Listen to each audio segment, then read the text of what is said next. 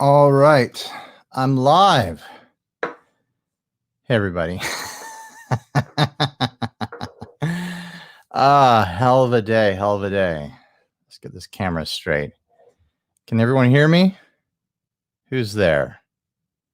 Welcome to 60 Cycle Hum, Thursday Night Live. We're not doing the podcast tonight. I'm just going to hang out and have some tequila.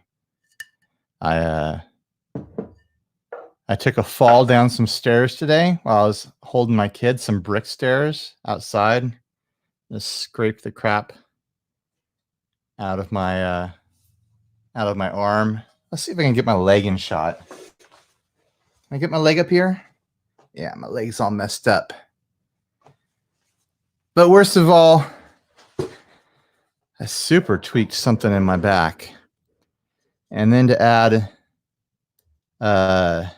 insult to injury, the computer I use for all my editing that I have like 3 videos queued up on that I thought I was going to publish this week, the computer completely bit the dust.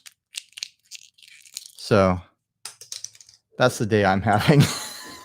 And if it was normal times, I would just go to, the computer store and buy a computer today and transfer everything over and be working tomorrow. But everything's shut down. What brand? The Deer tequila. I'll pour you a glass, Monarch. Here we go. Tequila Vision.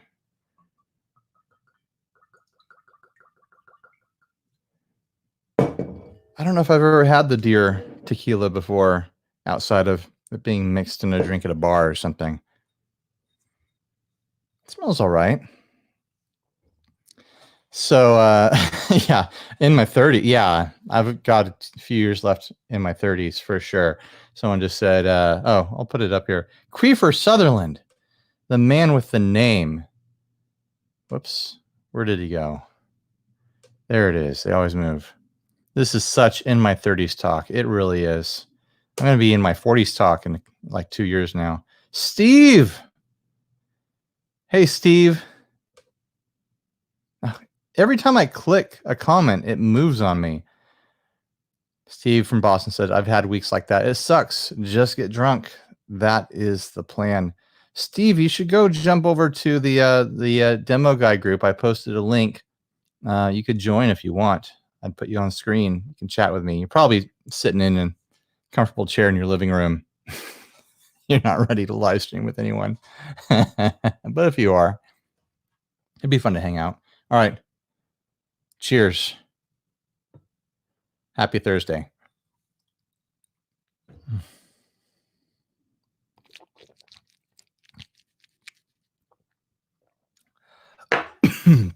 Hopefully that goes straight to my back because I need it back there. Where the weed at? Denzel asks. It's growing next door. My neighbor's growing it in his shed. My son was jumping on the trampoline yesterday. We're growing a garden in the backyard. And my son was like, the neighbors have a garden too, and it's in pots, and it's bigger than ours. And I look over and I'm like, yes, they sure do. Oh, man. It's Thursday? Oh, crap. I thought it was Sunday, says Queether Sutherland. Oh, yeah. How's that Ghost Rain? Cameron Robinson says they got to play around with their Ghost Rain today. It was pretty fun. Got some really cool noises out of it. Is it more like it says there's a delay and a reverb or delay verb? What is it? Is it a delay or a reverb? Like, what does that thing do? I'm curious about that. The K-Line Ghost Rain. I'm starting to feel the tequila in my gums. I like to swish it around in my mouth to kind of like get that tingle in my gums. Not bad. I think that Kirkland stuff I had was better, a little bit more flavorful. Thirsty Thursday. I like that. Dan, I'm sorry I started without you. I don't know why you didn't get a notification. Here's an interesting question. has you seen meat shortages and food shortages in your hometown yet? They're definitely not fully stocked at the grocery stores. And the last grocery store I was at was limiting how many meat products people could buy. They're like, you can buy 3 things of chicken, pork, or beef. Like, pick your 3 things. You mix and match, but that's it. And I have a feeling it's, it's as much as, there's a shorter supply now as there is people who are freaking out and trying to hoard that stuff, deep freezing it and whatnot. So a friend of mine posted asking what all her carnivore friends were going to do if all the meat disappears. I'm like, I live on a canyon and I've got an air rifle. I see rabbits out there every day and doves and crows and stuff. I can find stuff to eat if it's really difficult, if it becomes unobtainable. Ace Hernan says, I'm not sure if you're a rum guy. I mean, I'd like to do some 60 cycle rum every now and then, but you guys should make a secondary channel called 60 cycle rum and you review rums. Yeah. I like rum, but the problem with the rum is that you tend to mix it with really sugary stuff. And, tequila is that way too, but people don't typically just drink rum by itself. I do every now and then. If I get a really nice buttery rum, I'll drink it by itself. But I'm not going to spend big money on rum. But I do like it. I just can't handle that much sugar, Someone asked about, where are they? Yes, Yeet Skeet Productions. Hey, Ryan, did you hear about the Clan Hood in Santee? I did. I saw people posting it and I thought it was a joke. I thought it happened somewhere else, like in the South somewhere, or who knows where. And I was like, haha, funny. The people retitled it to say it was in Santee. And then I looked it up. And yeah, it was actually in Santee, which is East County, San Diego, which is an area that people call it Clan T because it's just kind of backwoods and kind of has that reputation. But to go all the way and to go into a grocery store wearing a Clan hood, there's not even really like Southern California is not like Klan town. Like people's grandpappies weren't in the Klan around here.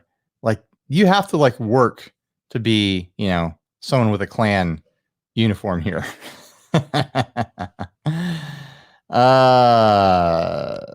Interesting question. Schizo and Stereo asks, I've been debating if I should sell my Nemesis and Ventress and just get the Collider. I don't know. I don't know why I put that question up. I'm not ready to answer it. Oh no. Yeet Skeet says apparently his dad knows the dude that did it. Ooh, that guy's gonna have a rough life. People published photos of him, of his unmasked face. That typically doesn't go well for clan types. So, I mean, he shouldn't have done that. But, consequences are what they are. Oh, where did that? All right. Queefer Sutherland says, I believe that I played a show there many years ago and there were some Nazi skinheads at the show. Orange County has a lot of Nazis too. I guess I'm not hanging around at the wrong types of shows, I guess. Have you guys seen the movie? I think it was straight to streaming or something like that. It's got Patrick Stewart in it, and he plays like a head skinhead, like a top skinhead, in this community of skinheads that runs like a hardcore venue. And this band comes through and they piss off the Nazis, and it turns into like this, this horror show of them trying to escape the Nazis with their lives, and most of them die. But it's a really wild movie. I watched it a few weeks ago. What Lewitt mic are you using? Asks Daniel W. It's the Lewitt 440 something. I know a couple of their mics are labeled 440. Whoops. But it is one of the 440s. It's the bigger condenser version of it. Schizo and Stereo asks, I don't know why a few people's questions keep grabbing my attention. Does surf rock remind you of home? How'd you get into it and when? So I am actually an actual surfer. I do surf on surfboards. I've even made my own surfboards, but I don't really connect the act of surfing with my affection for surf rock or surf music, whatever people want to call it. To me, they're separate things. I mean, the culture of surf music and whatever, it had its heyday way before I was born, decades before I was born. And by the time I was a teenager learning how to surf, it was not connected in any way.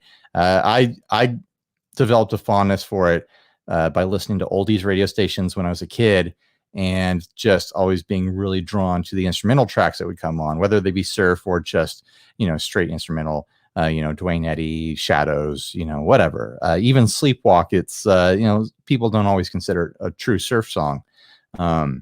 So when I started playing guitar, I was immediately drawn to those, instrumental tracks of the late 50s and early 60s and whatnot. And, surf is just the broad umbrella term for a genre that encompasses that kind of discipline of playing, I guess. How's my voice sound? Like in my cans, in my headphones, I'm sounding really like lots of like ASMR going on here. Maybe my whistle's too dry. Here we go. Tequila cam, guys. Usually I'd wait for super chats, but I earned this one today. 109 people watching.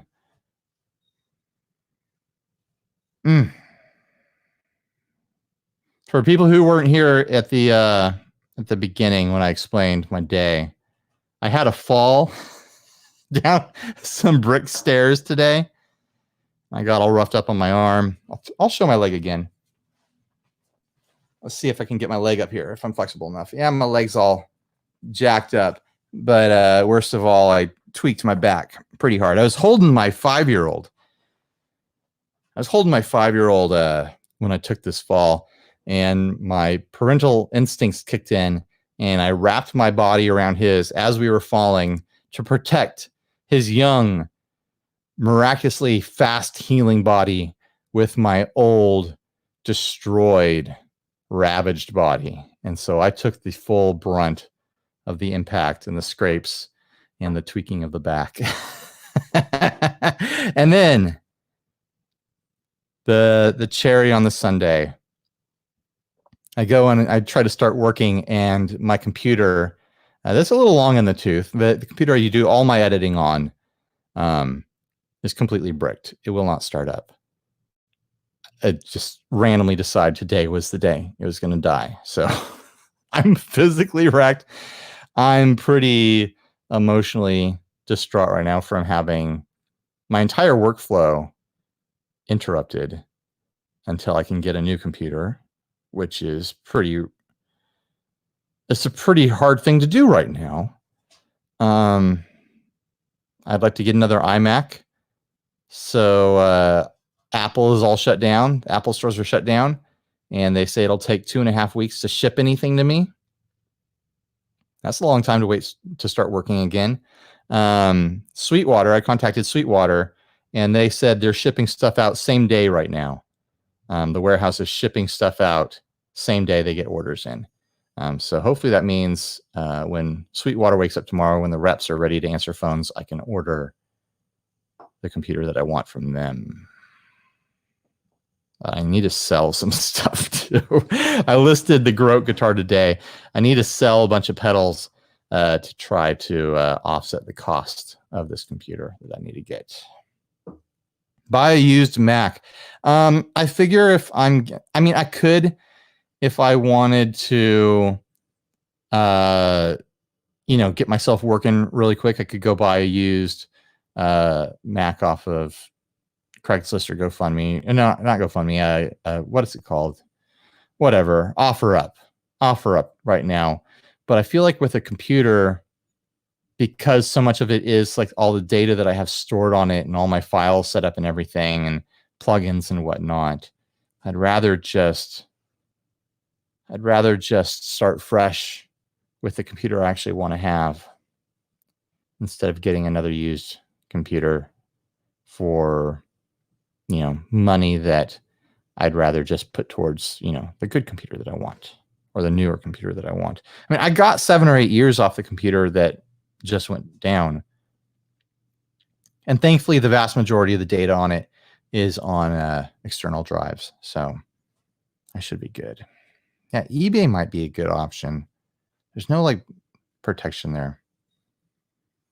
Am I selling on Reefer? What's my handle? You know what? When I get a bunch of stuff, I'm going to try to list a bunch of stuff tomorrow. When I get it all listed, I'll put links up.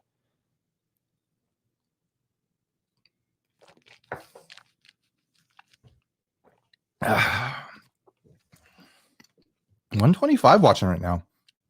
This is a depressing one to to join in on. That's fine though. I feel like I should do a bunch of live videos when I can't edit and when I can't be publishing the content that I want to make. I have so much stuff around here.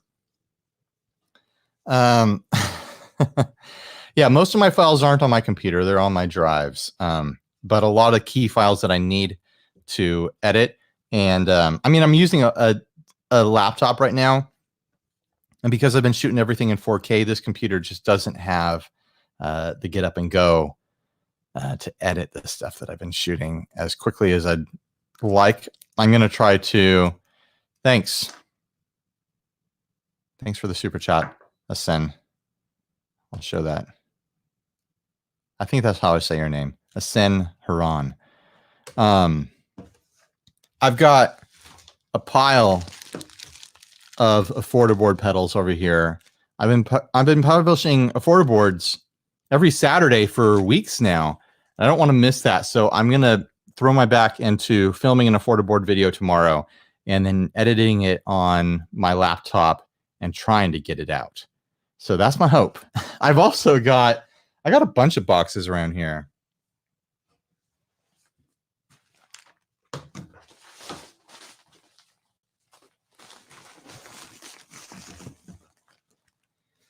All right. Here we go. This is the new Strymon compressor. They hit me up like, "Hey, you want to check this thing out?" It's like, "Yeah, I'll check it out. Send me the compressor, Strymon. I'll check it out." So I want to do a quarantine unboxing of that. I've also got something from Power Pedals here, another quarantine unboxing.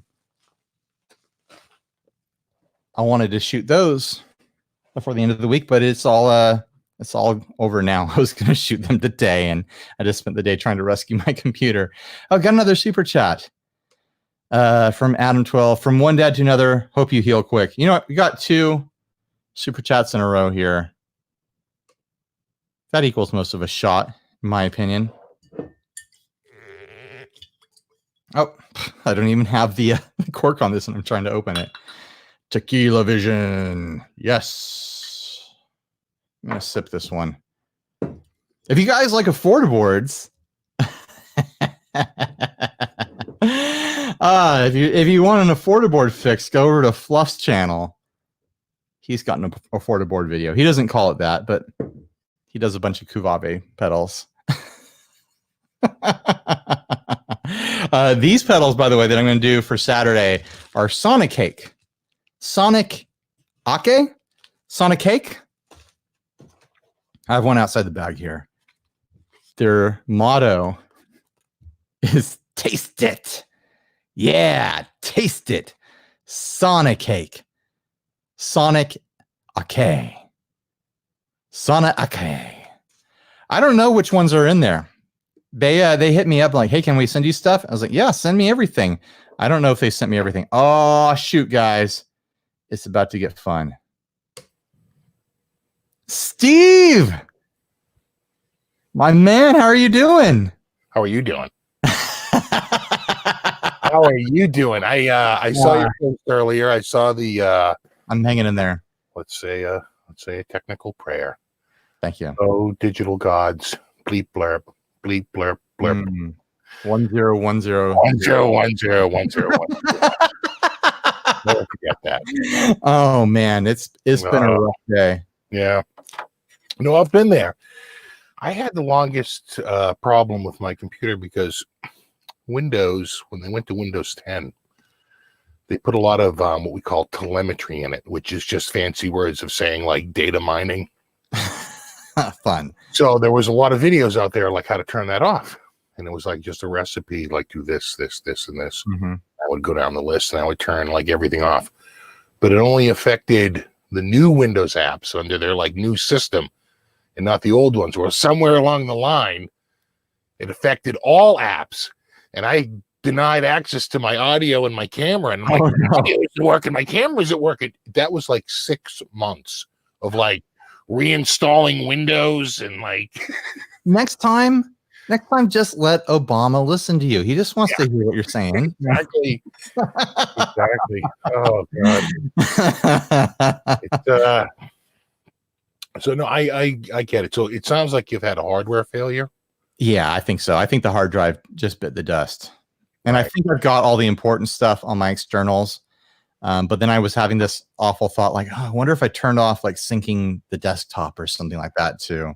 Right. The backup. I think I didn't. I don't know. Was it a MacBook or was it an iMac? It was an iMac. It was like a 7 or 8 year old iMac. So right. I was on borrowed time already. I'm always impressed when I get more than like 4 years on a computer because my dad is a software engineer. And so I grew up with these, just like project PCs that were always going down. And so like anytime I get years and years off of a computer, I'm like, oh, it's coming any day. Right. I'm spitting in the face of the digital gods. The system I'm using now is from 2012, but it's an i7, and it's got 16 gigs of RAM and nice. It's hard. The big thing is hardwired internet. That's where you get your good streaming from. Yeah. Well, I'm down in my garage right now. Really? And my my router is, I'm going to have to take video of it someday. It's all the way winding up through the house in the office in the farthest away corner of the house. Really? And so I've got this like 70-foot Ethernet cable that I unravel it and I wind it through my house from the garage to the office every time I do one of these live streams. Because being plugged in is a billion times better.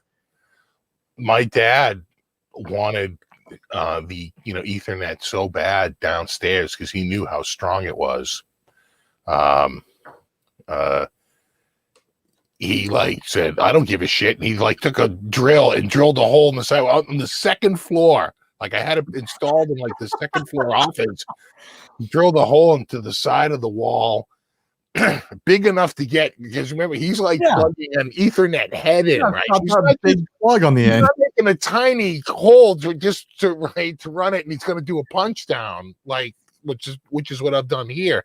No, he's full head, and you got a little putty, you're fine. And then he like ran it down like a pipe down like a drain pipe down the side of the house, tucked it in the vinyl, drilled a hole into the basement, and plugged it in down to a switch down there. He's like, I'm good to go. Nice. Like, okay, well, there you go. I wish when I moved into the house and I had the cable guys over here running cable down to where the TV is now, I wish I'd had them run Ethernet too, because it goes through like this, this part of the ceiling that there's no crawl space or anything like that. They had to use these poles to get it through. But I've got everything. I've got the TV running off of Wi-Fi. Netflix does friggin' 720 beautiful over the Wi-Fi, same distance away as the garage. But I try to stream something over Wi-Fi and it just turns into peanut butter basically. Yeah, I run a I got a gigabit large. I got I think it's either a 24 or a 48 in the back here in the rack, and then I have a punch down up here too. And I think you can do like a dozen punch downs or 20 punch downs. And I got 2 punches up in the attic. And I had to run a snake all the way from the attic along the chimney, down, hoping I'm like, this house has like knob and tube. I'm going to like electrocute myself right now. It's a steel, right? Yeah. Steel friggin' snake. And And finally, it did. It went all the way down, and I attached 2 cables to it and pulled them right up.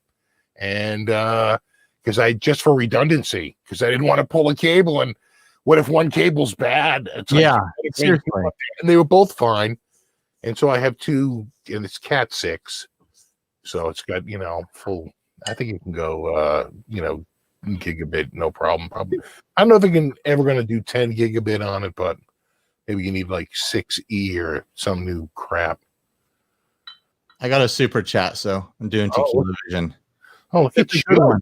I put a little extra in there for you. Oh, well, thanks, Zach. I've got to fix my back is the problem. I threw my back out today, falling downstairs. I actually hurt my back a little bit today doing yard work, and I just took some aspirin, believe it or not, right before I came down here. I just put on a pot of coffee, too.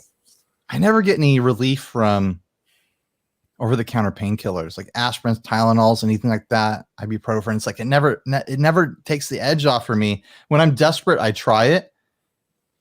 All right. I had poison oak years back. They gave me Vicodin. I'm like, oh, here we go. This is the stuff everyone wants. This is stuff everyone brags about. Like, oh, Vicodin. If I don't use it all, I'll sell it. It didn't take the edge off at all for me. Yeah. I've got some sort of weird immunity to like certain things that affect other people. Like caffeine doesn't affect me and stuff. But I know tequila works. There you go. So I'm self-medicating a little bit to Yeah. get the thing off my back. I dislocated my shoulder in high school playing ping pong. My mom picked me up. That's not something you should tell people. Well, what happened was the ping pong left the table in the gymnasium, and I chased after it, and I tried to do a big squat back to the table, and clunk. This was the second time it had come out. The first time it had come out, it was cracking off the side of some dude's head, and that also hurt. This has turned into just like rotten body old man talk, but I've completely wrecked my shoulder just from holding my first kid. Just because like you lock into holding your kid into one arm all the time. They ruin you. The same thing happened to Steve, my podcast co-host. His shoulder is wrecked. DAC Crowell asked earlier, Vicodin for poison oak? Yeah, I was missing a lot of skin. So, my whole arm here, all the way down here, because my arm was brushing against the side of my body. And then I took this shower right after I got exposed to it, and I had my arm on my leg, and so I had this giant swatch on my leg, and it was bad. It was really bad. This was 3 years ago. My mom took me to the hospital, and the dude comes in, and he was all like, well, it's the second time, it means that, you're probably going to need to have a wrap. They do like a shoulder wrap. Yeah. He goes to fix it. Shoulder. Yeah. And I'm like, he's like, yeah, we'll order you up some Demerol, and, we'll do something. And he goes, oh, look at that. I just got it right there. What do you know? That was like, when I tell you, that was particularly memorable. And he goes, I guess we don't need that Demerol. I go, yeah, I think we do. and snatch it out of his hand. He did. He got me the Demerol. And I tell you, that worked great. Yeah. It was amazing. I was like, I guess I was probably 17, I think, when that happened. They gave me some drug when I got my wisdoms yanked out. I don't remember it taking the pain off at all, but man, the dreams, I forget what it was, but it gave me psychedelic dreams. Yeah, I remember the Demerol wearing off, and like running for the what do they give you? They give you like it wasn't Vicodin. I think it was like Tylenol and codeine. It's like the weakest, lamest crap ever. I was just like, it's not working. In codeine, you can just get NyQuil or whatever, and yeah. You ever have a dislocated bone? I tell you, it's painful. Well, I've wrecked one of my pinkies from stubbing it so many times because I'm Southern Californian, so I'm barefoot most of the time. No, you probably don't have that experience in Boston, but One of my pinkies is permanently like just floating on the joint. Like I can just grab it and like float it around. Like it'll go completely sideways. Yeah, it's gross and weird. Ladies. I won't put it on the camera. Yeah. It's a fun trick at parties. A silver pair of ducks says, I dislocated my shoulder once in a horrible knife fight. And he says, I won. Yeah, the first time I dislocated my shoulder, it wasn't a fist fight. A dude had stolen the radio out of my car, and I tracked him down. How many fist fights have you been? Are you a fighting man? Oh, my God. A lot. Oh, my God. My first fight was in, like, kindergarten. But I swear to God, I had a fist fight a year in grade school, maybe two or three, like every single year. And but this was older. I was like 17. No, that's old to be in a fist fight, quite frankly. It really is. Too old. You've aged out of it. You should just be doing. I think you're out of it by then. You're out of it by then. You should be organized and doing boxing or something like that. Yeah, and I had two like really unfortunate. Like there was one where this dude stole the radio out of my car, and I wound up tracking him down, and I don't know. It was sort of a thing where, you know, he wasn't taking me seriously. You know, right. So at one point he goes up and he was like, "Yeah, why don't you just like, you know, get the F out of here?" And I was like, "Oh," and I got out, and he was like, you know, I don't know. He was trying to push the door shut, but I'm a big guy at the time. I was really big. I was working out, really. Yeah, because you're working out. Yeah. And I pushed the door open. I had been working out at that point for at least a year straight, like 5 days a week. Seriously. Pictures. And I pushed him down, and then he got up, and we like wrestled a little bit, and we separated. And then he goes, you know, what you gonna do? And he didn't even get the word out, and I cracked him with a left right in the eye socket, and he started crying. Ooh. And I kind of felt bad a little bit. I'm not gonna lie. and he said, "I'm gonna go get my brother." And he took off. I was like, "Yeah, go get your brother." So that night we're down at the schoolyard. Now this is in Boston. This is and then he brings back like Boston. He brings back he showed up like with a half a dozen cars. Yeah, a whole bunch of kids, probably 20 kids. They got sawed off hockey sticks, you know, with the right. So it's just the stick with the blade sawed off. And, so it's a stick at that point. Yeah, it's just a stick. It's a beat stick at that point, right? I mean, we got to get the blade off. We're not animals, okay? So, they come down, and his brother's there. When I tell you his brother was huge, I was like, "That's his brother." It's like compared to this dude was kind of a skinny wreck. His brother was like big, short, but big, stocky. Yeah. Oh God, his brother could be trouble. This guy, I mean, I tower over him in height, but geez, he looks like he could throw a punch here. This guy looks, you know. But I had all my friends there, and of course, everyone's screaming 1-on-1 because nobody wants to fight, right? They want to see a fight, but no one wants to fight. Well, everyone wants to throw a punch. No one wants to catch one, you know. Yeah. And we wound up. He tried to hit me with the stick on the back, and he dropped it, and I put my foot on it, and I got a few shots in on him. He was in trouble, and the cop showed up, and it broke up like instantly, and we all got separated. And so the next day, I'm in school, and the gym teacher notices the mark on my back. He's like, "What happened to you?" Like, I got in a fight. He's like, "Oh, Jesus," you know, and all this stuff. I was like incensed. So like I went to his neighborhood like that night in my car looking for him. And he was like off in the woods. To his credit, he came out, you know, and we started throwing punches. And I threw a left, and I freaking dislocated my shoulder. And I was like, oh, wait a second. You're in trouble. You're in trouble. You threw your arm so hard that it popped out, you know, probably a little bit too much of an angle. He was coming down, and I was trying to go up, right, to get to him first before he sort of got to me. And I'm a lefty, I'm a southpaw, so I'm looking to throw this like left and just clock him right in the side of the head. And I got him, but it clunked out my shoulder. And he cracked me back, and I was like, "Oh, you're in big trouble here." Yeah. Like I was like, "Oh my God, you were really in trouble." His dad showed up. His dad, they're like, whatever I can't even remember his name. Like, "Hey, dude, you know, your dad." And his dad comes walking up the street because he sees it going on. I was like, "Oh, thank God." And then his dad started. I'm in my car and get the hell out of there. Real quick. I go back with my friends, and we get back at the place, and I guess I'm like white as a ghost. They're like, "Dude, you don't look so good."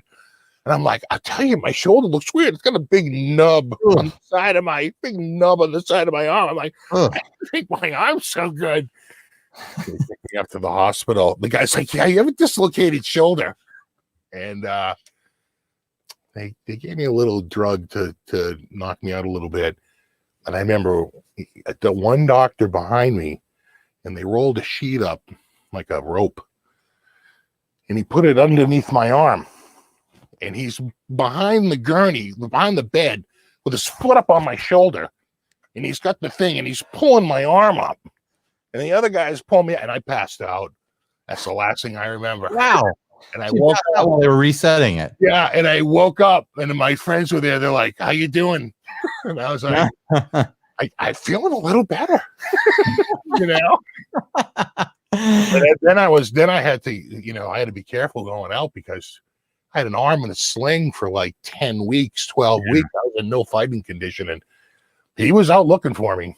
You know, he was out on the prowl for a little while, but yeah, it blew over. Yeah. I had we actually wound up becoming friends. Like a couple years later. He's like, "Yeah, I stole the radio. What are you gonna do?" Yeah. He's like, I had a friend who would throw his arm out like almost every other time he went swimming. Like we'd go swimming, and like, my arm popped out of socket again, and he'd get out of the pool, and he'd like lay it out a certain way and roll around on it, and he'd pop back in, and we could hear it like pop back in there, and like, "Is that hurting?" He's like, "Oh, it's awful." Yeah, I threw it out just a few years after that. Well, I threw it out again in the ping pong game, and then that was fine. And then like maybe 2 years after that, just lobbing a football, clunk right out of the socket. I was like, "Oh my God." That one, we were waiting for the doctor to show up because he was on call. It was like a Sunday, right, in the fall. We were throwing a football around. They took me up to the doctors, up to the hospital. It actually popped in on its own before the doctor showed up. Yeah. Like, "That's actually not a good sign." He said, it's a bit loose in there. No, it's supposed to be hard. It's supposed to be hard to get in and out. On its own. He goes, "Yeah, it's not supposed to pop back in so easily." I was like, "Yeah, it's probably kind of wrecked in there." I'm like, "Oh, Jesus." And have you had problems with it since? Oh yeah, geez. Oh, all the time. Yeah. God, yeah. I've never popped it out since. Last time I popped it out, I guess it was in my I don't know, probably 19, right? It was like probably popped it out like the first time I was 17, second time I was 18, the third time it was probably like 19 or 20. And then I haven't popped it out since. And now I'm an old man. Well, now you know not to do stuff that pops it out. Yeah, that's part of growing up is learning not to do the thing. We just got a trampoline for my kids. Yeah, and my back is bad now from falling down the steps today, but I jumped on that trampoline for like 2 days, and whatever muscles the trampoline affects specifically hurt. Like anytime I'm on the trampoline, but like they don't hurt the rest of the time. Like I get off the trampoline and they're fine. But I get back on that trampoline the moment I start jumping a little bit, it's like, man, there's those 2 muscles in my back are just wrecked now. I tell you, I'm not a child anymore. I can't trampoline. Like that sucks. I can do Stairmaster, no problem. I can do treadmill, no problem. Bike, no problem. Yeah. But that elliptical machine wrecks me in about 20 seconds, maybe 30 seconds. And I'm like, "Hey, I can't do this." I get on. It just burns the back of my leg so hard. I can't do it. I'm like, I got to be doing this wrong. I can do here's my thing. I can do the elliptical, no problem, infinite. Like I just keep going and going until I'm bored of it. Right. I can't run to save my life. And yeah. It's always been that way. Like when I was a kid, when you're supposed to be able to just run and never stop, like I couldn't. And it's like my bones are lined up wrong. Like it just feels like Everything's clacking together really unnaturally. I can do like a little bit of a light jog. I can walk all day. I can hike all day. But like a run, like it's just like, and I told my wife this, like, I can't run. I shouldn't run. There's something wrong with my body. And she's like, well, show me. And I like ran down the block. She was like, never do that again in front of me. Don't run. You're not supposed to run. But elliptical is fine for some reason. Don't show the kids. So it's good you showed me after we were married. If you'd shown me before we were married. You showed me this now so we could get this out of the way. Now let's never speak of it again. This is something we'll address in counseling, you know. I'm going to pour another one just because. Oh, damn. Look at you. I need it. I'm trying to get myself loose. Hey, you know what? If you would excuse me, I'm going to go make a quick cup of coffee. Oh, do it. Yeah, because sure. I'm sure the pot is done. And I'm just going to go whip up a quick brew. I'll be right back. Do it. I'll go back to mono screen here.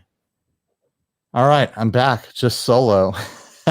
When Steve gets back, we'll talk about how him and I have something in common. A few people hinted at it earlier. Hey, SD. We got 99 people. We got 9. And I don't know. Someone's not one of them. I don't know. Whoa, Sassy Cat says, my mom broke her neck on a trampoline when she was in school. When my wife said she was getting this trampoline for the kids, I was kind of nervous about it. It's got the net around it like a modern trampoline. I'd always heard like horror stories with trampolines, and I've just been nervous about it. And then my back hurts. Now my wife is like upset about it because mice have been crawling on it and pooping on it during the night. So we have to go there and sweep it off and hose it off.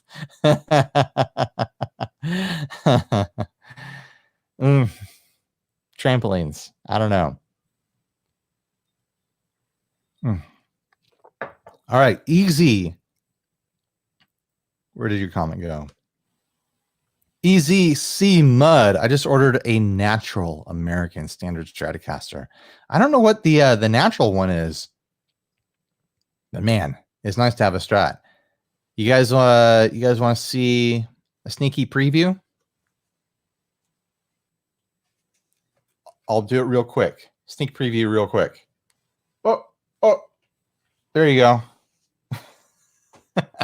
I finished my Strat today, and I'm not able to edit and publish the video for it because my computer bricked itself today. I'm waiting until I get a new computer or figure out how to get it edited on my laptop. DACS, hey Ryan. Where did the comment go? Hey Ryan, did you check that eBay seller I sent you the link for? Quite an inventory of little boxes there. Yeah, I checked it out. They've got a pretty wide selection of a lot of kind of like affordable stuff and import stuff. I couldn't figure out if they were sourced for any of that stuff or if they're just a random kind of retailer. But yeah, I was checking out a bunch of that. Sorry, Pete. By the way, a lot of people have been messaging me this week, and I haven't responded to a lot of it just because I've been pretty slammed and the week's been really crazy. I hit certain points where I just can't answer everything. There was a guy who messaged me on Instagram who said he would pay me money to recommend a collection of pedals to get Prince sounds. And I still haven't gotten back to that guy properly. I don't know how much money he wants to invest in building an affordaboard as far as paying me. We didn't talk rates or anything. I thought that was a little interesting. Christopher Wayne. Where did it go? Christopher Wayne asks, how slow was the slow boat to get your Kuvave fuzz? It's been over a week and no tracking number. You got a ways to go. Everything I've ordered that was Kuvave took like a month. So don't get too antsy about it. I'd say think about other things for a while, and when it shows up, you get to be surprised with a new thing. I'll say that. But Kuvave is going to send me the full run of everything that they make, with a little bit of an extra special flair to it. The people who are $10 Patreons in the inner circle know what I'm talking about because I showed them all the screen grabs and stuff. So I'm looking forward to that. It's probably going to take me a month to get mine too.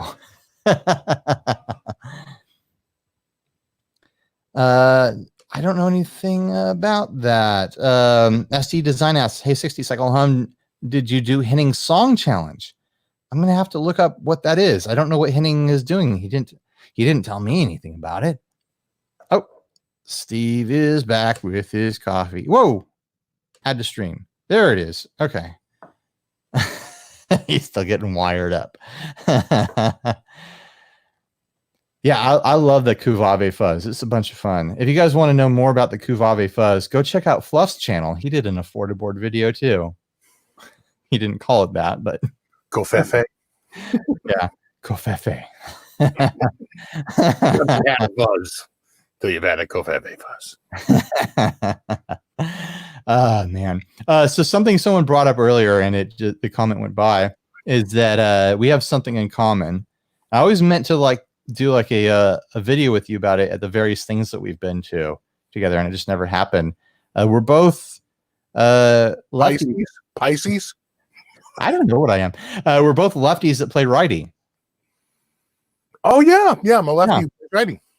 And I have this video out where I talk about I'd put it like a clickbait title on it, inviting comments for sure. Like, oh, there's no such thing as left-handed guitar. And really, I'm saying there's no such thing as handed guitar. It's two-handed. You play it with both hands. And people always act like it's not possible for someone to learn well, playing opposite of their handedness conventionally. And I can't be like, no, I play just fine because I don't. I suck. But here's your retort. Tell that to Nick Johnson. Sure. But I was always want to be the lefty who plays righty. Every time I see you play something, I'm like, damn, Steve can shred it up. You do just fine.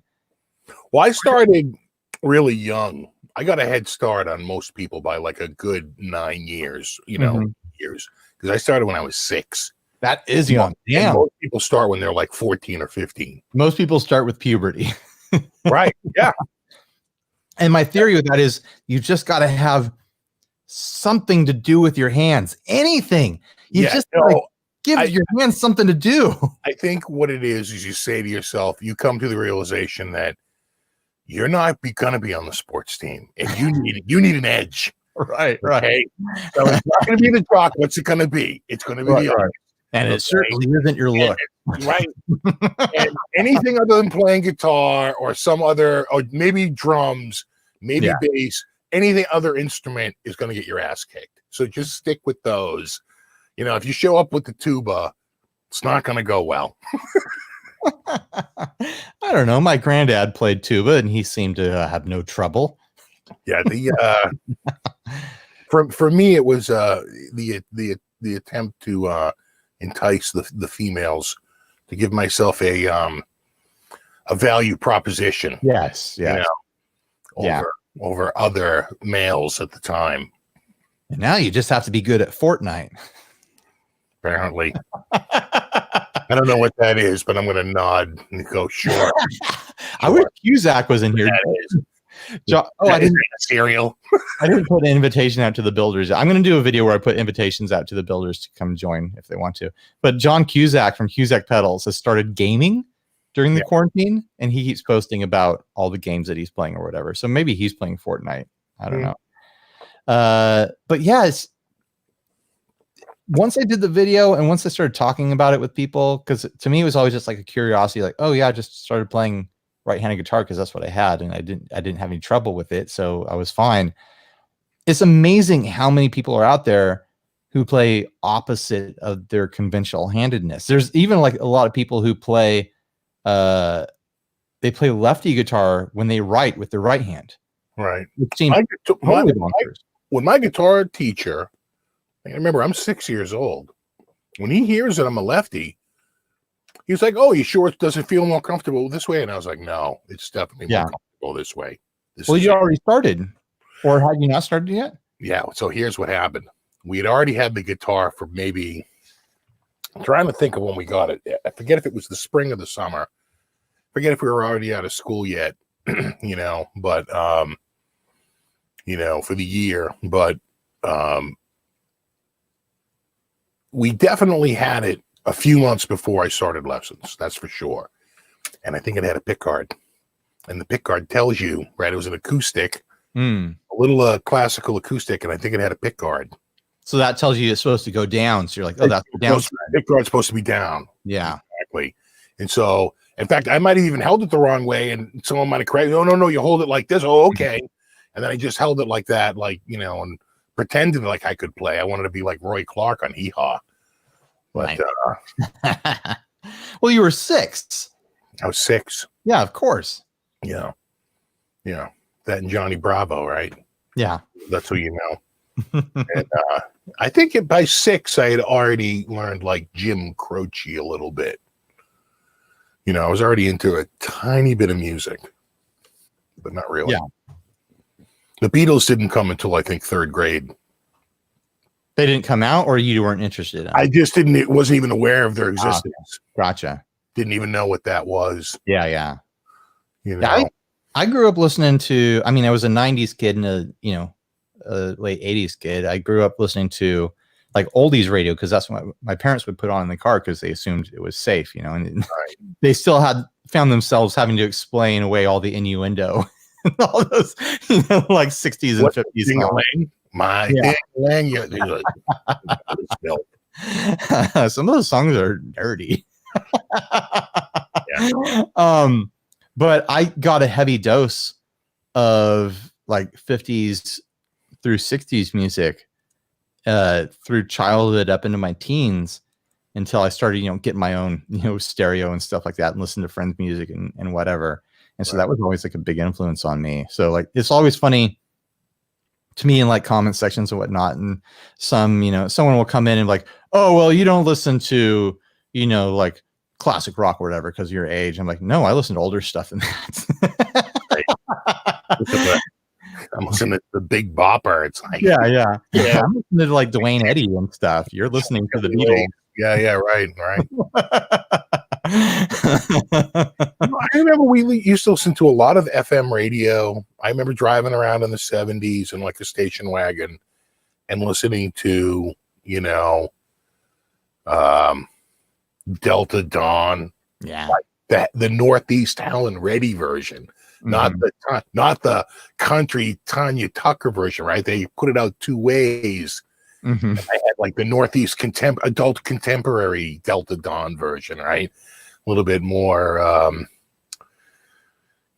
urban than country. Trying to think of what else it was really big, when I was really little. We had a question on the podcast a long time ago where someone was like, if you could go back in time and like play guitar in any scene of music, like what would you do? And I thought about it for a minute, and I think my answer is still true. Like I would go back and play in Motown bands. Like that would be so much fun. Like just that Motown pocket, right? Rhythm pocket of playing. Like it'd probably be the best thing for me too. My sloppy ass playing, It was interesting to hear when they talked to Jimmy Page about, getting together with Zeppelin. He had already been in the Yardbirds, and he's like, the record companies were very formulaic. They wanted to get you in, get a couple of pop singles. They didn't even think about albums. Albums were a joke. He said, you sell singles. That's what you sell, kid. You sell your single. You say, kid, and then they would get it in. You pump a bunch of singles and you bump them out. And it's only the people who can continue to put out single after single after single, continue to make it. And so he said, we got around it by making sure most of our songs were more than 4 minutes. And he goes, that forced like album sales. He goes, we saw a new technology coming out called FM radio.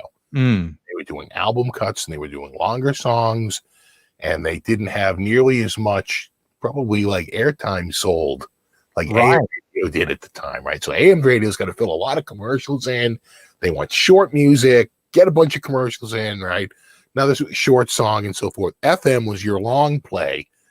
Didn't literally have as many advertisers. It was a new technology. And boy, damn, they did well. You know, Yeah. they were right on the cusp of that. Yeah. I listened to this. I put this comment up because it's true. Ryan, you wouldn't make it out alive if you played Motown in the day. Sorry. No, it's no, I would. No one would let me play in their band. But if I could, I mean, if I could, come up and, start out at the bottom and work my way up to any part, like I would learn a lot for sure. But yeah, I listen to a podcast that like trashes on, classic bands and whatnot. And there's, I think there's a couple episodes about Zeppelin and different bands and stuff. And like, yeah, these guys have their points, but then, freaking Immigrant Song comes on the radio. I don't care if Jimmy lifted the riff from somewhere. I don't care, like, whatever. I mean, it's a great song. It's fun. Like, they had some fun songs. It's a tribute to Iceland. Yeah, but it's like, people do all these criticisms of all these like. It's a tribute to a vacation in Iceland and stuff like that. And there's a place for that. There's a place to have that conversation. But the thing that I judge any band by, like, this is any band. Like, if I think they're good or they're bad, is it, can they make one song that I want to listen to? Like, I'll be sitting around like, man, I want to hear that song right now. That's a good band. If they did it once, it's a good band in my book. My judge, and I don't know even so much for a good band, but for a good song is when I hear it, I wish I wrote it. I listen to that song and I say, oh my God. Yeah. Such a good song. Totally. I desperately wish I had written this song. I always feel bad when I have that feeling, and then I realize, like, oh, this is a song most people think is stupid. And I wish that I was good enough to write it. Like, I wish I was good enough to write "Walking on the Sun" by Smash Mouth. I wish I could write a Smash Mouth song. Done. D. Snyder on Stern said that he was living off of he was pretty much living off of two songs. I Want to Rock. Yeah. We're not going to take it. He goes, we sell those two songs over and over and over again. I'm so jelly. I think I watched a documentary on Twisted Sister, and what's really stuck with me. Oh, nice mute technique there. I like that. A real pro. I just saved your life, bro. Yeah. I tell you, people don't want to be coughed on. If these last 6 weeks have taught me anything, it's that people don't want to hear other people coughing. Yeah, totally. They don't want to hear body noises. Yeah. But if I mute it and I don't cough, you know what's up. Right. We don't want to catch COVID over the stream, But something I learned from the documentary, and I still think about it from time to time, is that Twisted Sister forced themselves into being recognizable and to have radio hits because instead of waiting to be on the radio, they just purchased advertising time on the radio, and they would play, like, an advertisement is like 20 seconds, 30 seconds. They would just play 30 seconds of their song as an advertisement.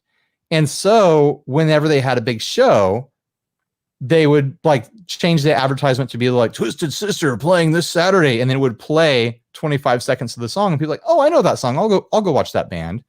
And then eventually it just transitioned to the radio station. It's like, oh, we should just play the song.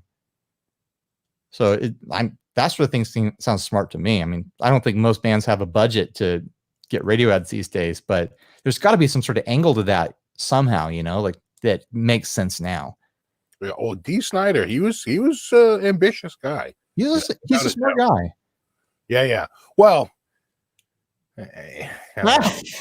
you're well, I think okay. Listen, I would agree with that statement. Sure. Until he filed his teeth. Oh, did he do that? Oh my God, dude, look that up. He filed his two front teeth, into fangs. No. He destroyed his those were natural teeth. I'm surprised he found a dentist to do it. He had them covered up. He had them bonded. And they said, why? And he said, because after 2 weeks, it just looks stupid. No kidding. And he goes, I thought it was awesome for about a month. And then I was like, what the hell did I do to myself? Well, I think he's He had a change of heart, but he did. He filed his his main incisors down to points. Right. And I think he can be smart with business. Bold move in the name of rock and roll, but what was that? I think he can be smart with business, but dumb with other stuff. Like most people are not smart with everything. Yeah. They might be lucky to be smart with one or two things, and that's about it. Yeah, he would be the first to admit that was pretty much a colossal fail on his part. Yeah, I'd hope so. Like never touch your teeth in a way that isn't fixing them. Exactly. Don't break your own teeth. He found a dentist that would even do it. Yeah, you'd think there would be some sort of like ethical problem with that.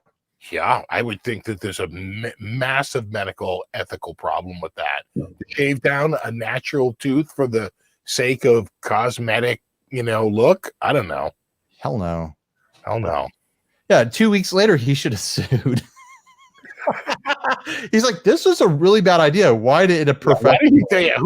Who didn't talk me out of this? It's his job to not let me do this. Exactly. Also, like, I don't know when he did it, but it's really easy to get like special effects teeth now that look really good. Yeah. I mean, he was in the 80s. They were making vampire movies. He could have hit up a special effects team and gotten teeth for a few $100 probably. Yeah. He he did it. It was news. It caught him in the news cycle when he did it. And then it was within about a year or so he had that bonded up, and he was like, when was this? When did he do this? I'm gonna say, and you could don't. All right, let's see. Let's test my memory. Okay, I'm gonna say 1986. Okay, so it was in the 80s. Could be 87.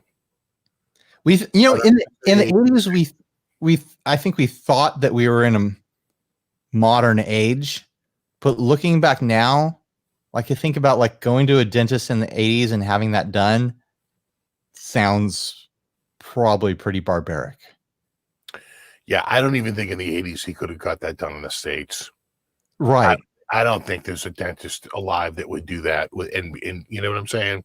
Yeah. Because they'd lose their license. Yeah, totally. Right.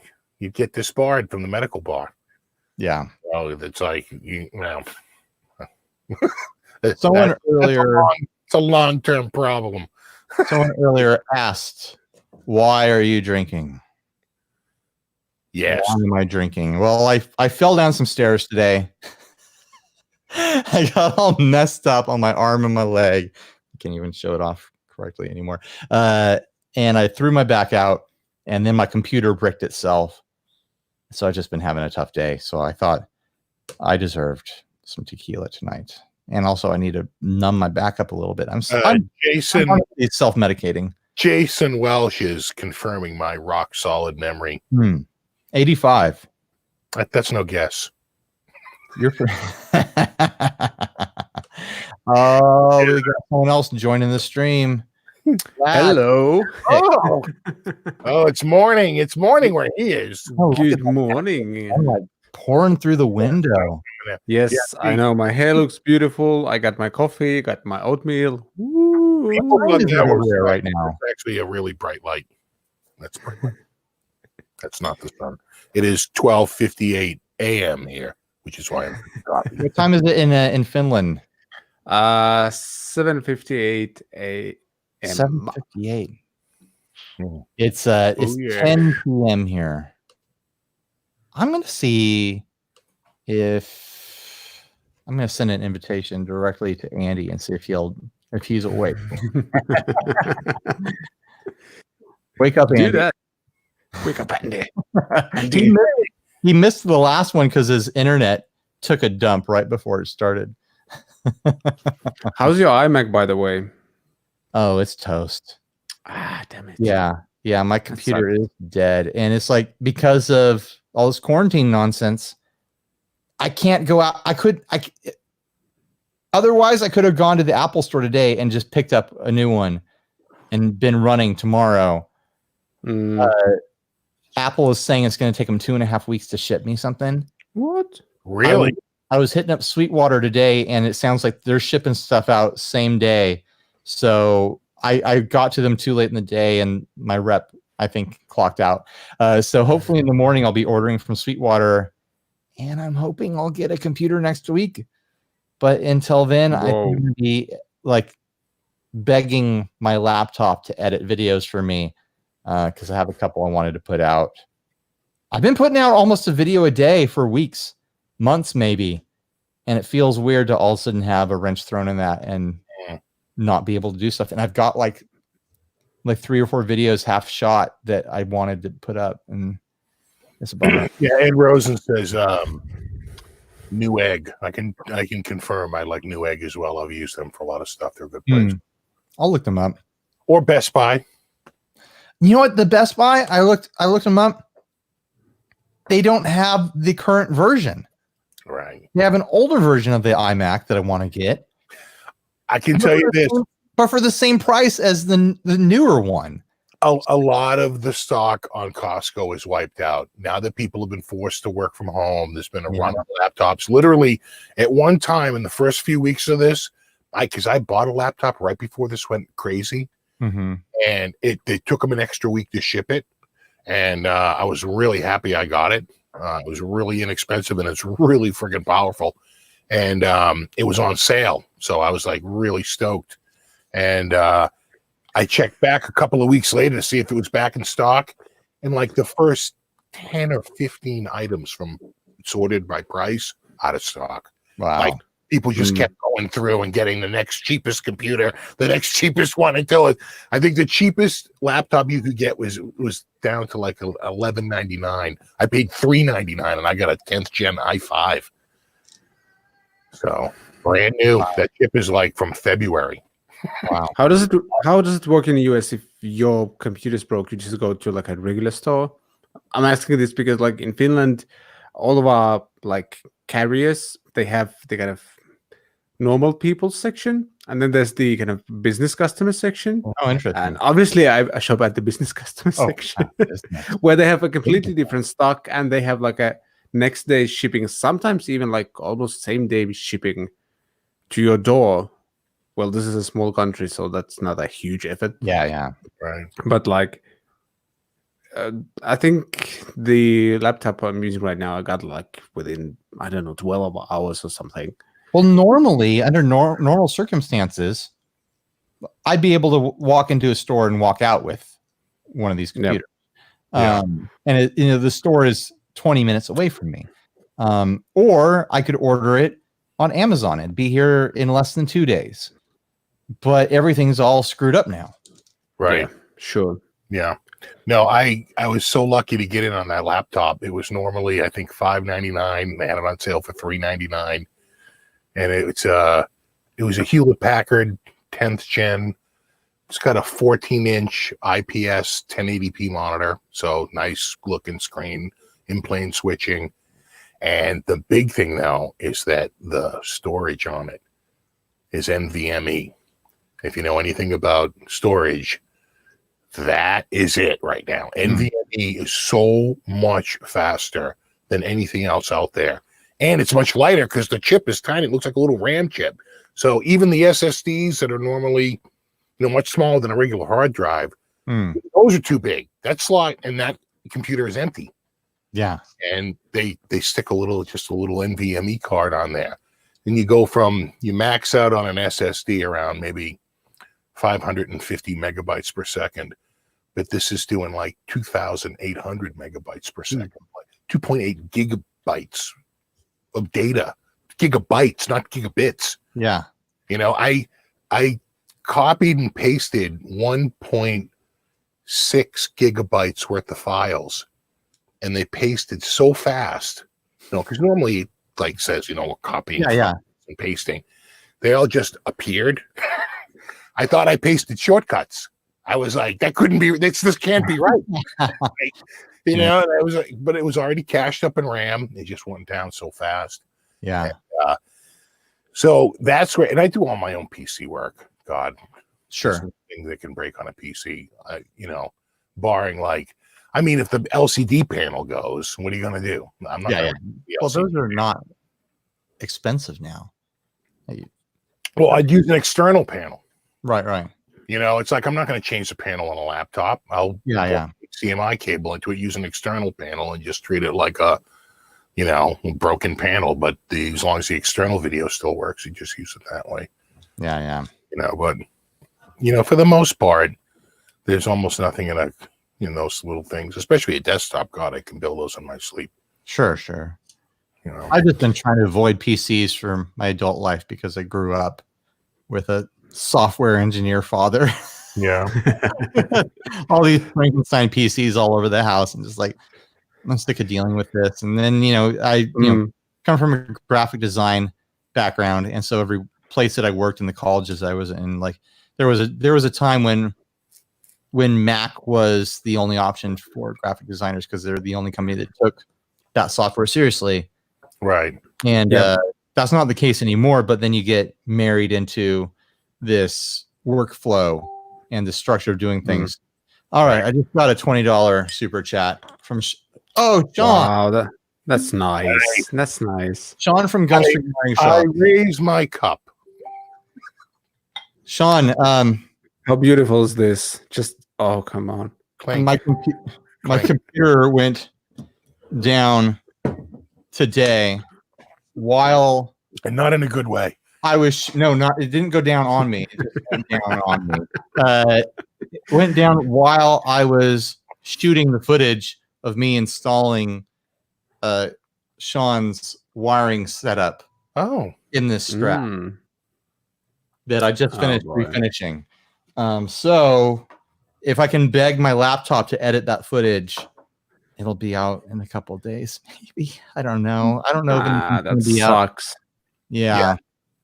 I got the Sean laptop. already donated that wiring harness into this project, and now he's throwing $20 into me getting a computer. Thank you, Sean. Nice.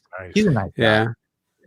By the way, jumping back a little bit, I used to also like build PCs. Well, not build PCs, but kind of upgrade them gradually because like we lived in a very kind of poor household and getting a new computer wasn't an option almost ever. So it's like upgrade one thing and then new thing, maybe get like a new, I don't know, graphics card, then some memory, new motherboard and stuff like that. Yeah. That's how it was for 15 years. Then I went to media school as well. And like back 2008, there was still like a thing where PCs just couldn't handle fonts properly, like for whatever reason. Like everybody just kind of made me switch to Mac, and now I'm kind of stuck with this. I love it and hate it at the same time. Yeah, when I transitioned from PC to Mac, like in my first job, I was like, okay, now I've got to use a Mac. It was a learning curve for me. Yeah. I tried to create a Hackintosh. I wasn't interested. I made it. I did it. It was a proof of concept that I could do it. It booted. I could boot Mac, and I was just like, "This OS sucks." And I'm like, you know, it's nothing. I'm so used to the PC, I just couldn't take the learning curve. I was like, "No, I don't want to do this," you know. And I wound up, you know, I think turning it into a PC. Yeah, it's a different way of thinking about how things are organized and, you know, files and stuff like that. And I look at PCs now and the operating system now, and like, that doesn't even look like anything I'm familiar with. Like, that's not Windows 95. Yeah, right. I cannot troubleshoot a PC anymore. No, I'd have no idea. The thing I liked about PC, I love how we're doing just computer talk on this. Computer talk. I'm barely awake and I have to talk about computers. I know nothing about. I'm just pretending. I love that you could like just get deep into every file for everything. Like I would get into like video game files and like find all the source photos and edit all the source photos. So I'd go and like Duke Nukem. I'd change all the characters' faces and stuff like that. And going to SimCity, something I really loved is like went into SimCity and I changed the tornado into a little animated rabbit, and like the rabbit would jump around the city and like destroy the city, and it was a lot of fun. But it was, it was pixel art. There was barely any pixels to it. Right. If you could do that now, I should probably try to get like a version of SimCity Classic and see if I can do that again. Could probably make a whole channel out of just that, out of doing dumb stuff on SimCity. Yeah, I had we got a Commodore 64 in 1984. That was probably my first computer. And then in 85 or 86, we got an IBM PC, I think 86. And then in 88, I got an Amiga 500, Commodore Amiga 500, which at the time, like the specs were like through the roof. Like it started out as a gaming console and they just wound up turning it into a computer. But as you can imagine, the graphics for a gaming console have to be pretty damn good. So like it really did like leapfrog over everyone else out there for graphics. I was with Amiga for the longest time, I think until like the early 90s. And then Commodore went under and I wound up switching to PC. I forget was it a 485? Was that a computer? 486. 46. Yeah. That was so close. That was that my dad brought home. I had a goddamn I had an 8086. Okay. That predates all that. That was from 1985. Like no processor. My dad was like a software engineer for like military contracts, and he had this software that would run on the computer that was like a flight simulator. Right. And I didn't realize, because I'd play with it all the time, and I could never figure out how to like land the plane. Like you just crash it every time you try to land it. Take off is no problem, but you couldn't land it. I didn't realize till like years later that he just like lifted like an actual military flight simulator. And I was playing it as a game. But like it was supposed to like be like a landing trainer, and you were supposed to have like pedals and controls and stuff that connected to the computer to like simulate, oh, here's how you use these things. So I could never put down the landing gear. I transitioned. You remember we used to have to turn in papers.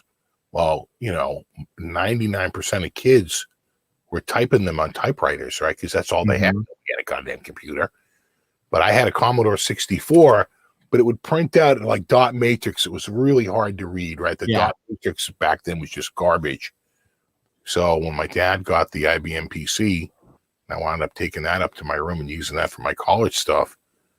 He got a daisy wheel printer, a brother daisy wheel printer, right? It's it's this wheel that spins, but it's got a friggin' hammer on it.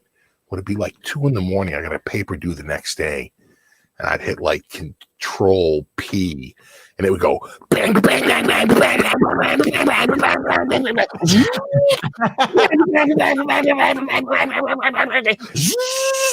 I'm going, oh my God. And I had to have woken them up. There's no way. I mean, when I tell you this thing, it was like firecrackers going on. I was like, oh my God. We had this huge printer that printed on the really wide pieces of paper with the holes punched in the sides of it. And you could like rip the perforated holes off, and it had the green lines on the back of the paper. Yeah. And we just buy it in reams of this paper, and I would just like steal most of it and like draw on it like it was my sketch paper. Right. But like every time you fired up that printer to print anything, I don't know what we were printing in the 80s or early 90s. The thing was deafening. It was so loud. It would do the daisy wheel would do bold by just moving it slightly. Yeah. Stamping it again, right? That's how you get bold, right? You just sounds highly practical. And whack it again, and Wow. now you get a bold C. Oh my God, it was Wow. that thing was a nightmare to use, and sometimes it would just stop because it would like run out of RAM, And the only way I could get it going again was I would have to lift the lid and let it drop, and then would start back up. Oh my God, that thing. Yeah. I eventually got one of the late, pretty much by, I want to say 88 or 89. Might have been 80. I forget now. 88 or 89. I got a laser jet. Not a laser jet. Those are too expensive. A desk jet, the inkjet printer. And that was like so much quieter. Well, I remember the first time my family had a color inkjet printer, and we hooked it up and printed the test picture of the parrot or whatever. Yeah, right. And as it came out, my mind was just like melting out my ears. Like, I can't believe it. Yeah, I was just about to say the same. Like, I remember my dad was so angry when I drew something on like paint, and it was like full color, and I printed the full page of color. So, like, that was like half of the cartridge right away. That's $40 of ink. Actually, more. They're like stupidly expensive in Finland. Yeah. All right. Stefan or Steven just asked, is this a guitar channel or early 80s computer channel? Yes. Dose. Why not both? Yeah. I mean, everybody loves like guitar sounds from the 80s. Nobody loves the computers from the 80s. What's wrong with this? I tell you what, and this is absolutely true. With my Amiga 500, I didn't even have the 3000 yet. With my Amiga 500, which is a pretty cheap computer, I had Dr. T's keyboard controlled sequencer, KCS2. And it had built-in sampling, and I was sampling James Brown records, looping the funky drummer beat, and getting all these like little hits. I would sample like Yes, like bop, bop, bop, bop, like all those like Yes hits and stuff. And I tell you, for 88 or 89, that was pretty bleeding edge. You were a hip hop producer. How did it feel to be a hip hop producer? As a matter of fact, I swear to God. I did at least 2 rap backing tracks for a couple of people in college who came to me because they had nowhere else to go. Yeah. Someone said to them, they're like, oh no, I know that dude has like a music computer. He was playing me something. I had put it on like cassette. A music computer. I go, yeah, it's like a music so fun. and I'm pretty sure it was like, God, what would that be? I want to say it was the sampling happened inside the computer, but the computer wouldn't be strong enough to actually play the sounds. The sounds are triggered by MIDI. Mm-hmm. It was a Roland MT32. And I would just run that into a Tascam Porta Studio, and I would record, everything in the Porta Studio. God, I had a Tascam Porta Studio so early. You know of a thing? Was there a thing out where you are, Ryan, called the Building 19? Was that a thing? Did you have anything like that? It's like you have Ocean State Job Lot. No, I don't know what that is. You know what that is? Okay, no. So there was a whole group of retailers that would buy up like fires, bankruptcies. Okay. Right.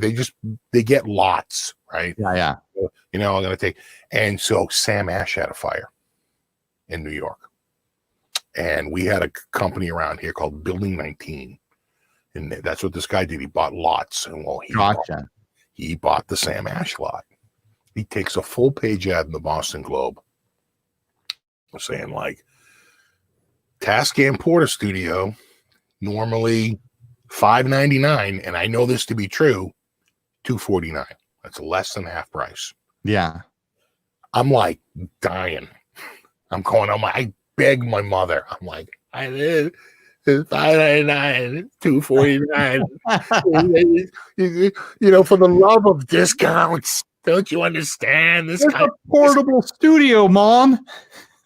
I got up at like 4 a.m. and like went there, and I was like really way up front in the line. They had one Roland JC 120, and that was what the first guy wanted. I was close enough to the door that we were all sort of talking to each other in the morning. Mm-hmm. And it became pandemonium. The parking lot was full. By the time they opened the doors, there had to be 2,000 people in the parking lot. Wow. You know, it's just a line around the whole goddamn building. Well, that's musicians too. Like, exactly. On musical instruments, I don't care what it smells like. I'm showing up. When I tell you that place was wiped out by the time we were done, I mean wiped out. Everything sold. And I went in and I got a Tascam Porta Studio. They did it again about a year later.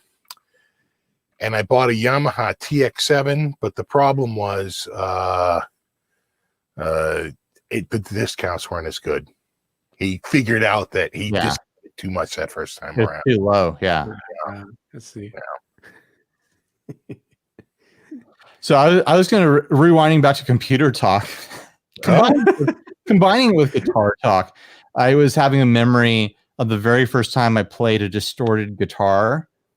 My first guitar was an acoustic, and it didn't have any like pickups or electronics in it at all, or anything like that. But we had one of those like pencil microphones for the computer, because we never used it for any computer stuff. My dad got it. I was like, oh, maybe we'll be able to do telephone calls over the internet. And it never happened because it was the mid 90s or whatever. Right. Yeah. It still took a while. 10 years early. Yeah. And so I took this whole pencil mic, and these things were long. They were like long.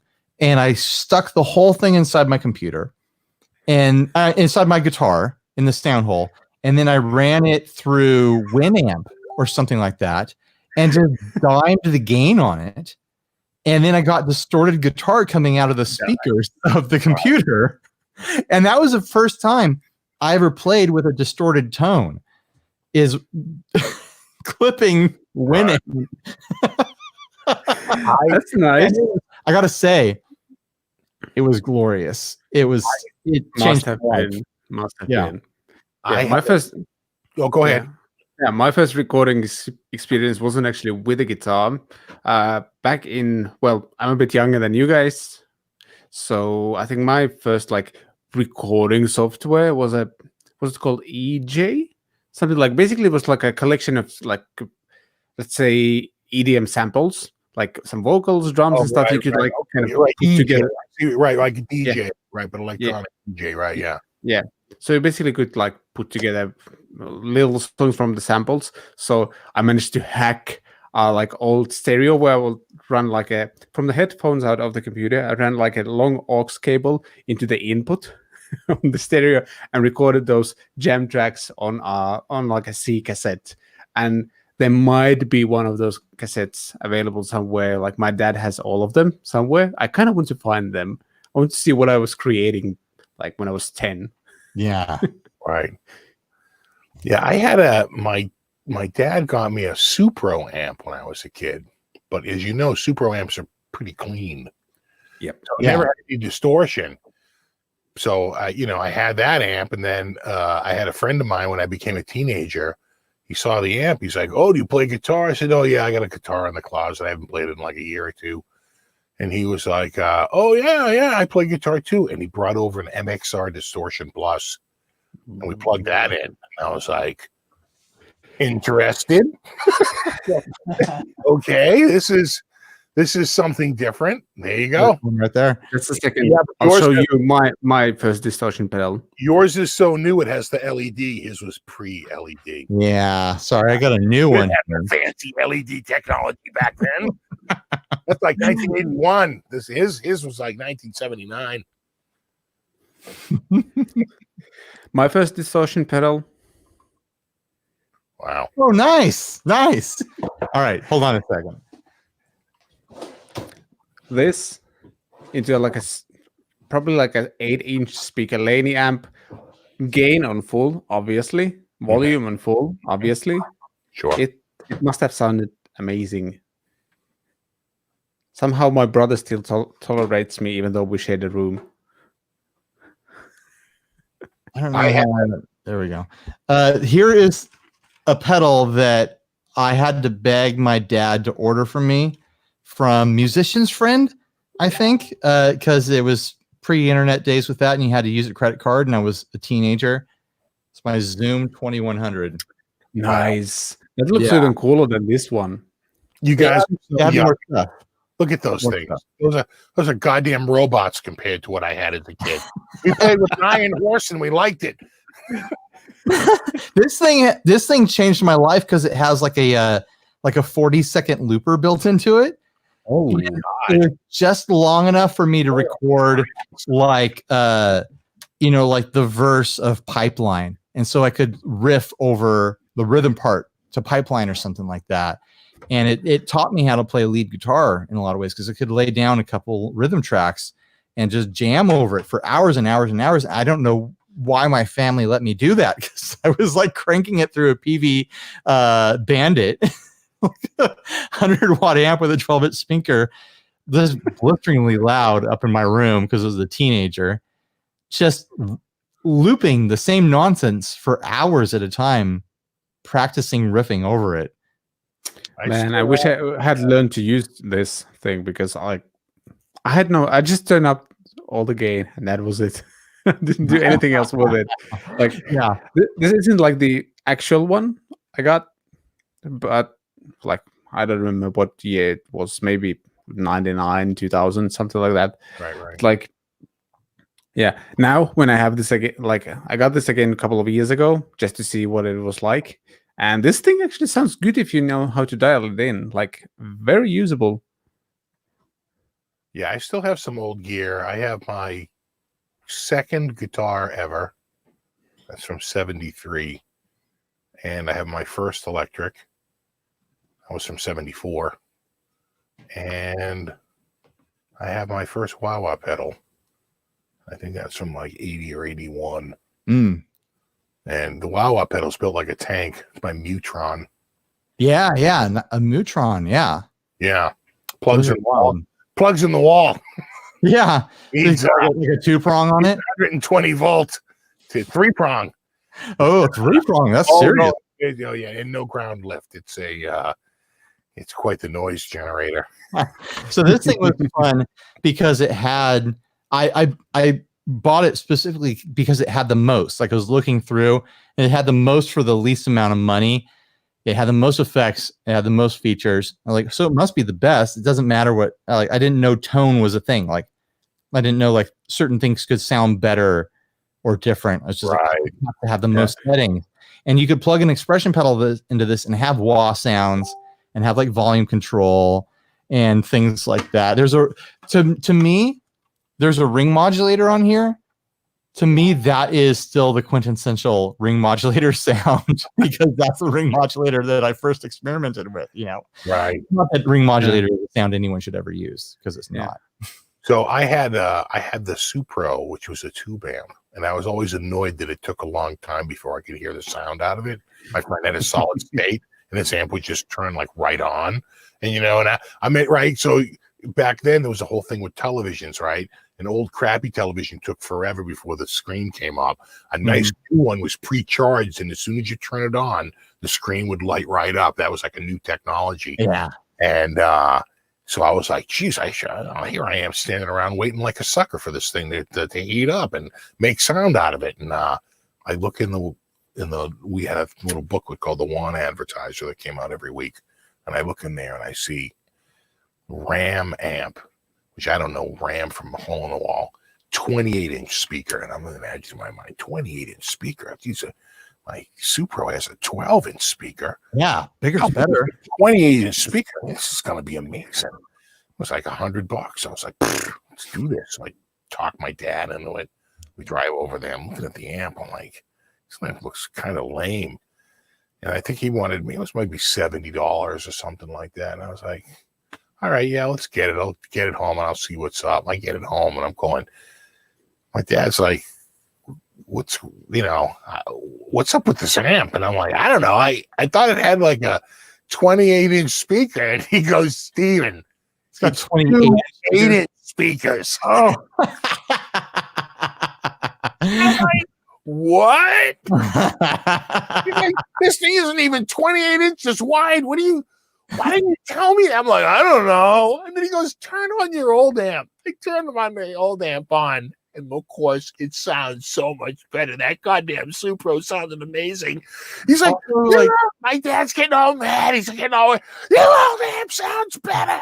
we had just come back. He's like, you call that kid up and tell him you want to give the amp, you want your money back. I said, I'm not calling him.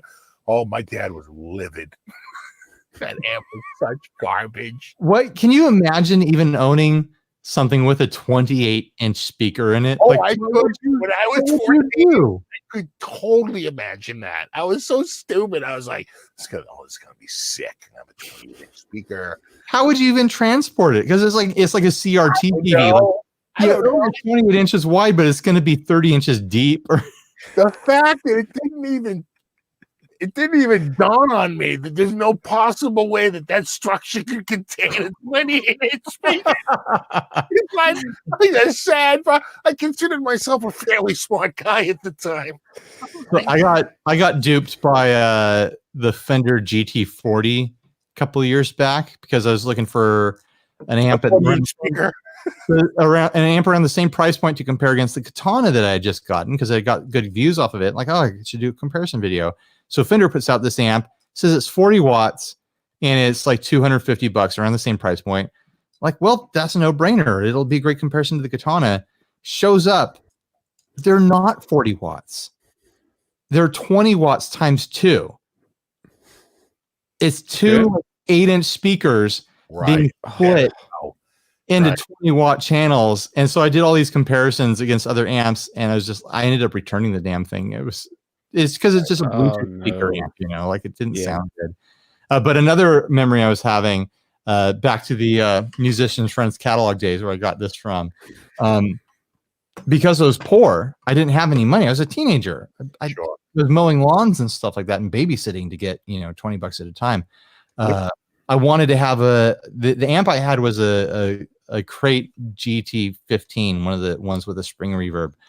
I wanted something louder because I wanted to, start a band or join a band or whatever. And I knew that wasn't going to cut it. So I'm looking in the Musician's Friends catalog, like, man, amps are they're like $400, like $600. They're all this money. They've got this Rogue PA over here that says it's 150 watts and that's only $199. Maybe I should order that. I never got around to convincing myself to convince my dad to pull the trigger on it. I'm so glad I didn't. But it was like, in my mind, like, a loud box is a loud box, Oh, I'm going to add someone new to the stream. We've got a builder here. Grant from Bigger Pedal. Hello. Hey, I just realized I don't have headphones, so I hope this doesn't cause a problem for you guys. You actually sound fine. Cool. I had Sean Pierce Johnson on the other day, and his speakers were giving us like a doubling effect, but I don't hear that right now. I do have it super low, so I'm listening really hard to hear you. You're listening. Yeah, I actually just asked if Karen wouldn't mind grabbing me a pair of headphones from my music room. So, How are you? We're good. Oh, if someone wanted, because I gave this a pretty damn dramatic title. I said, "Today was hell. I'm drinking tequila." So I'll give an update to everyone new in here. Well, first of all, I fell down some brick stairs today. Got all scratched up and bruised up, and I threw my back out. So I'm drinking tequila to kind of self-medicate. And also my computer completely bit the dust. The computer that I do all my editing on for all the videos. So I'm trying to figure out how I can even procure a new computer right now because no one is shipping quickly. None of the stores are open. And I'm just kind of bummed out because I've got like 3 or 4 video projects I'm sitting on that I thought I was going to be publishing today, tomorrow, all weekend, Monday. And I don't know how it's all going to happen now. Is Amazon a thing for buying a computer right now? They don't have the computer I want. I want to get a new iMac. The Mac store is closed because otherwise I could just walk in and pick one up. And I'm talking to Sweetwater, and Sweetwater sounds like they're shipping stuff out same day, but I don't know how long it takes the postage to actually get where it's going. Like if I can get one within 5 days, I'd be so happy at this point. So I'm going to spend the money. I'm going to sell a bunch of pedals to fund it.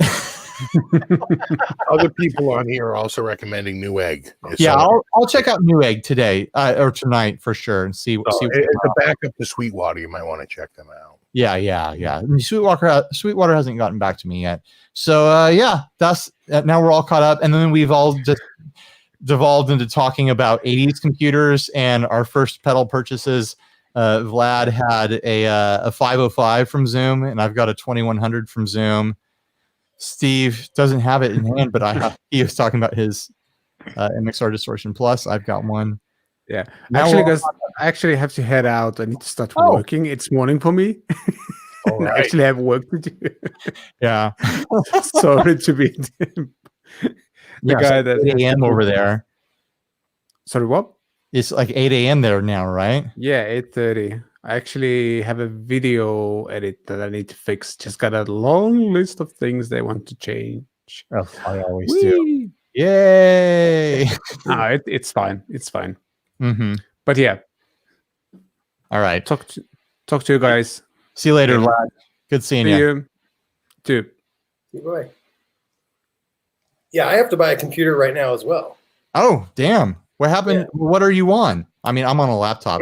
I'm on a Mac, but I have to buy a Windows machine Uh-huh. for the first time in 20 years. Well, Steve knows Windows, so he'll tell you what to get. He'll build you a computer. I I literally need. It's the dumbest thing, but I just need a machine to program EEPROMs What? and microcontrollers. But like, it's Oh. barely going to use any of the computer. You know, I could probably get like a $200 computer. Oh God, you could get a refurb for like $100. I mean, Yeah, I've just never. and it would I've still. bought literally a PC since middle school. Yeah, you could get like an i3 from 2012 that would be more than enough power to program an EEPROM, like you Cool. know, 1,000 times over, and it would cost you like $79. You know, That's what I'm talking about. but it might not come with an operating system on it. Yeah, that's where they screw you. It just has to be black because it's going to be sitting around, so Mm, that's to match everything. That's that's the only- important. The color is That's- important. Yeah, super important. So Absolutely. So last time I did one of these tequila live streams, I didn't realize how much I'd been drinking until I stood up. Actually, if you're running a Mac, how recent is your Mac? it's pretty new. We tried to use virtual windows, but it Yeah, I didn't was want to gonna work. say, you can't run VMware on it. It didn't want to work. The software wasn't working for whatever reason with virtual windows. Weird. Yeah, just some compatibility issue, and so Right. that's that. Yeah. Got to buy a PC now. I like having things. Sorry, Steve was texting me. I got distracted. Plenty of PCs out there. There's no shortage of supply out there. You know, that's for sure. Although we were just talking earlier, there has been a little run on supply now that everyone's been forced to work from home. A brand new laptop might be harder to find, but a refurb you could probably get all day. It'd be interesting to find out, because I know that like desktop PC sales have been down forever. Like everything's been going to, tablets and phones and everything like that, because people are like, well, my desktop PC is at work. Why would I need one at home? Like I'm not doing anything with that. I wonder if like sales have jumped up crazy with all this quarantine stuff, and people are like, well, you need a desktop now. Well, laptop sales are through the roof because you literally can't get a friggin' camera. You can't find a friggin' Logitech camera to save your life. Oh, There's really? everywhere. So people are like, well, if I can't get the camera, let me buy a laptop. That has a camera built right into it. And then Everyone's got a video conference now. everybody's got a video conference. You know what? I had to replace this computer last year. Because I had a much older PC. My kid is doing Zoom conferences for kindergarten now. I would have had to get a new laptop for him to do kindergarten because the old one wouldn't have done it. So I would have been in that camp. I would have been buying a laptop or something. That's crazy. They hand out Chromebooks to all the kids, but those Chromebooks are lame. My kids have desktop PCs that are pretty powerful, and they have conferencing. I don't think our school district is in the tax bracket to be handing out computers, so I don't think that's going to happen at my kid's school. So I went to the same school when I was a kid, K through 6th, and I had a lot of fun playing Oregon Trail in the computer lab at that school. I hope they don't have the same computers still, but I know they do have some. Were those Macs? Were you on Apples back then? Yeah, they were Apples. Yeah. The green screen Apples. So there was a weird shift there. Everything was Apple in schools, and then everything went PC for some reason. I think early on with Apple, they had like an education program where they were essentially giving them away to schools to get everyone hooked on the operating system. Right. Like, if you learn using Apple, then you're gonna like need when you buy your own PC someday, or you convince your parents to buy one for home, then you've already learned on an Apple. So it was good marketing for the time. Yeah, made sense. Absolutely. And we all got to play Oregon Trail. Mm-hmm. And number crunchers, and there were other ones that I can't remember, but Oregon Trail and number crunchers. And Oregon Trail was like a shooting game. You could shoot down animals and stuff like that. You had a gun. Imagine that now, like going to school and like playing a shooting game at school. Not going to happen. Yeah. I don't remember that at all. You don't remember the shooting part? That's all I remember. Well, I remember like every time you forge a stream, like your whole thing goes down in the water, and like, oh, why would you ever forge a stream? Like you die every time, dummy. Dumbass. I think sometimes you didn't have a choice, right? Yeah, you got to get across it some way. And there's like only, do you want to forge this or do you want to like wait? Like, well, I can't wait. Like computer class is almost over. Like trying to win, man. I'm trying to get to Oregon. Yeah, I'm trying to. Yeah, the sweet, sweet land of Oregon. Yeah. Must be a pretty special place if we're all dying to get there. Yeah. You get there and it's just like homeless people everywhere. It's just like donut shops and stuff, apparently. I think in Portland. It's not all of Oregon, just Portland. Sassy Cat wrote, Mavis Beacon teaches typing. That's how I learned how to type. I learned from the Mavis Speaking Teaches Typing program. Whoa. I had a weird screw up in school. We were supposed to take typing, and there was like some screw up in the class, and I missed it. I was supposed to take it the next, and then I didn't, and then I wound up never taking it. And I was in IT, and it really got into a problem because I had to like type emails all day. I was like responding to emails like all day long, and man, I had the hardest time. And finally, I did that Mavis Beacon. I literally learned how to type using it. I was typing a while back, like writing an email or something like that. Yeah. And my wife walked in and she's like, "Can you type without looking at the keyboard?" I can. I was like, yeah, I guess I can. Yeah. Somewhere along the line, I picked that up. But I have this memory of when I was going to go into middle school. We took a tour of the local junior high, and they were doing a typing class on typewriters. Like it was probably like 2 years before typewriters were completely obsolete. They still had a typewriter class in junior high.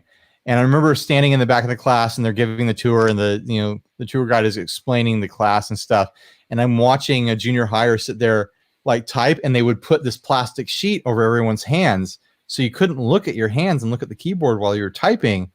And the kid looks over his shoulder and sees that the teacher is looking at the rest of us, and he like lifts it up and like so that he can see what he's doing.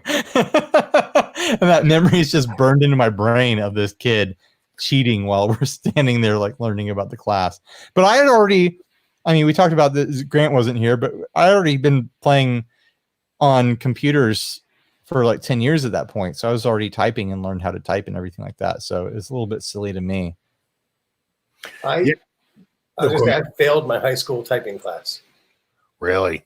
I failed it. I probably would have failed because I wouldn't have taken it very seriously at all. I know I wouldn't have. It would have been like be funny. Yeah. So like if we had time machines, like there's so many important things that we would do. But the side things we would do every now and then, like we go back to the 80s and be like, hey, you know how like your math teacher always says like you're not going to have a calculator in your pocket for the rest of your life? You are. You really are. Like, don't worry about it. You're going to have a calculator all the time. Like, no big deal. And you know how like you really hate typing class and they're making you like learn how to type and you just hate it? Well, you're going to type all the time for fun.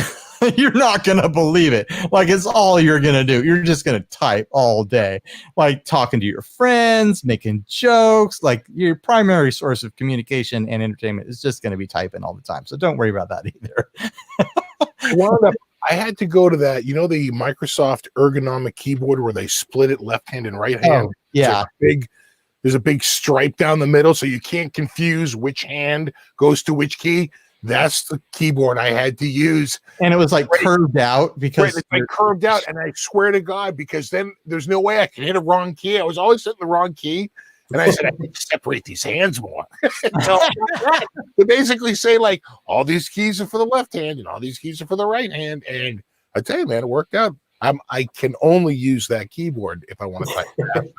You can only use the split one now? If I want to type at like 60, 65 words a minute, I have to use the split. If I use a regular keyboard, I'm at like 20, 25 words a minute. I know there's like a big trend going on now for people going back to mechanical keyboards because they want that tactile. Trust me, I grew up with it. It's lame. You missed nothing. You missed the long throw, hard to hit, jam with another key. Exactly. Trust me, a manual typewriter was no fun. And all your Cheeto crumbs get stuck down there and stuff, and you're just like trying to dump it out all the time. Your character's going, I can get manifesto before the end of this. Right.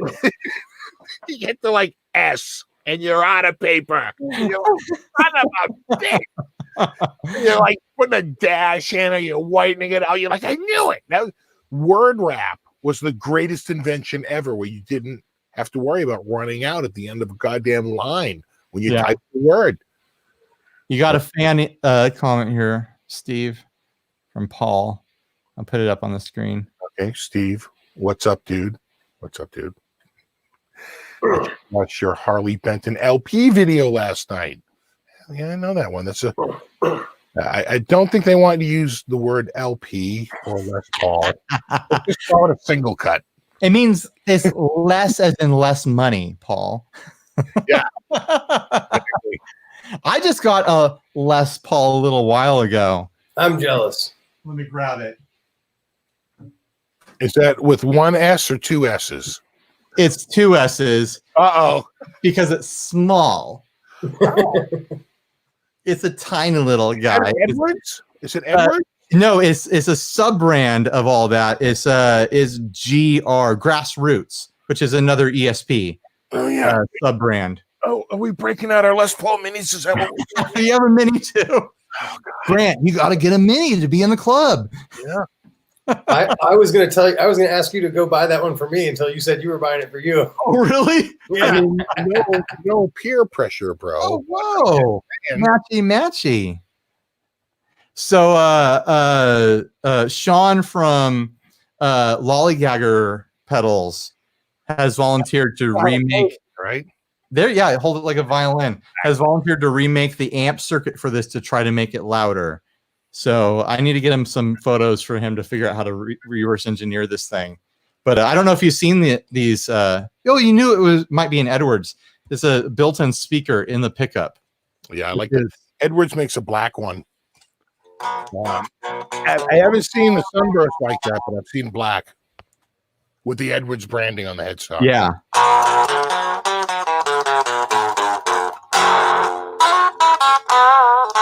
The speaker sounds like a joke, honestly. It's such a novelty. But yeah, if you know what, Grant, if I ever decide to sell it, I'll let you know first. Because I didn't realize that's why you were asking about it. I totally would have picked it up for you too if you were like, I want that. I would have sent it to you for sure. That's but cool. I wanted it too. I always think about what would happen if I accidentally shrunk myself and I wouldn't have a guitar to play. You know? Yeah. You got to have something for emergencies. Well, I got it thinking like, oh man, this would look so cool on a strap around my kid's neck, you know? And then I got it home. I was like, oh, this is kind of a serious guitar. I don't think I'm going to let my kids play this. Yeah. This was a gift from a fan. What's the build on that one? Who made that? Lotus. Oh, Lotus. Yeah, nice. Yeah, I know that's pretty much an 80s brand. Yeah, it's a bolt-on. That's a bolt-on, though. Yeah, the set neck. Lotus made set neck, but this wasn't one of them. In fact, he has a set neck, I think, gold top, which is sick. It's a Lotus, I think. When I was a kid, I went to a what do you call it? Like a big field with a bunch of people set up selling, like a flea market. And I bought a Lotus P bass for $35 off a guy. Nice. And it was the heaviest instrument I've ever picked up in my life. It was like made out of cement or something. But it sounded incredible. It was a really good sounding bass. It played really well. I don't know where it was made, but it was made in a cement factory. It was either Japan or Korea. Okay, makes sense. Because I got it in 98. So, I mean, and it was long since been used at that time. Right. I like that one has double white humbuckers on it. That's classy. Yeah. I assume that one's not as heavy though. This thing weighs a ton. Oh, I swear to God, I think it's almost like a solid maple. You know, like I think it's a maple neck and a maple body. I do have to say that mine, for the size that it is a little bit heavy too. Which I think it's just like the Les Paul construction. Like it probably does have a bit of maple in there. It's thicker.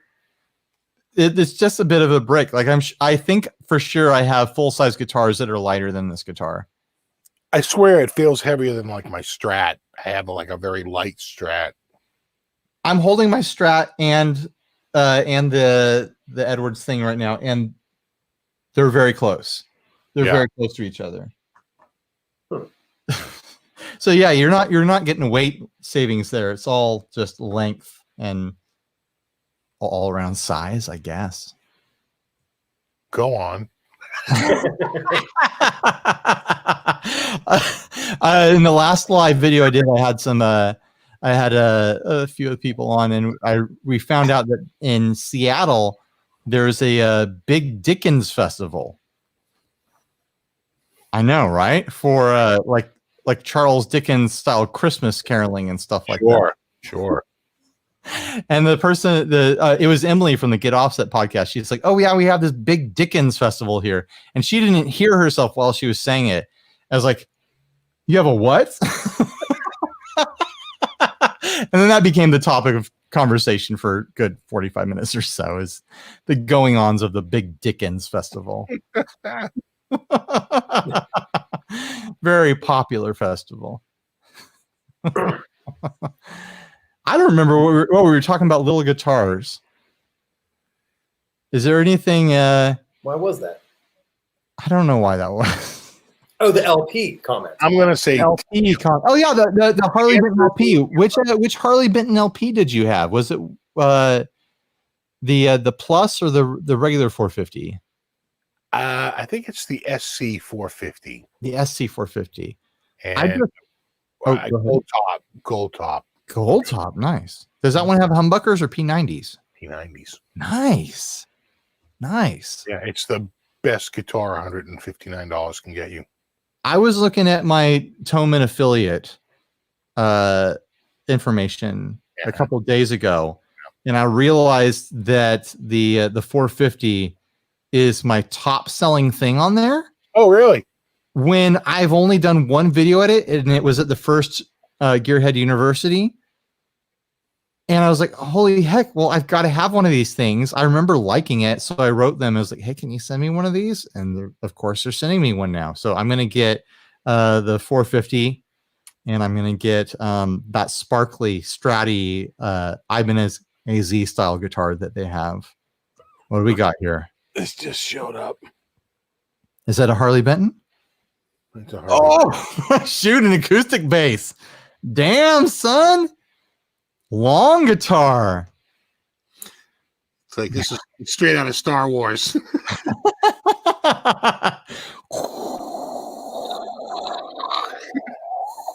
Slowly flies by.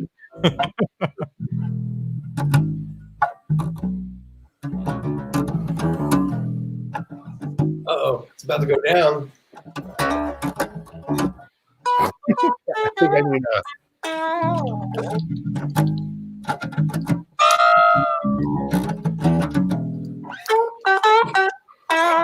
remember that? Right? Yeah, that's you playing it? That's I don't know. I'm just riffing, dude. that's the theme to Barney Miller. Oh, is it?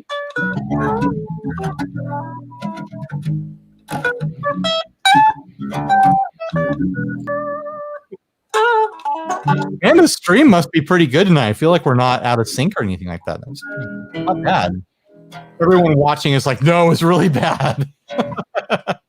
Yeah, try it. Let's see if you can play to this. Like,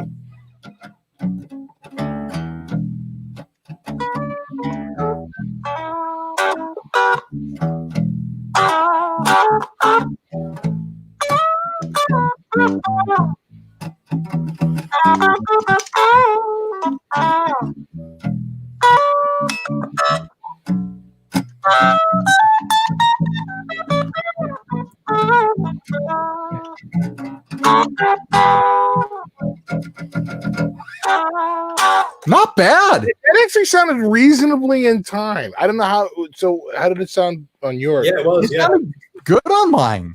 Yeah. It must be. We must have fast internet tubes right now. Yeah, I was gonna because say, it's yeah. linked somehow. Really good internet tubes. That's funny. Yeah, it was actually I've never heard two people play music at the same time in a live stream and have it Work. make sense. Maybe it's just because it was just slightly jazzy enough that like the time signature didn't matter or something like that, and it just lined up just right. You're gonna get demonetized. That's not going to get demonetized.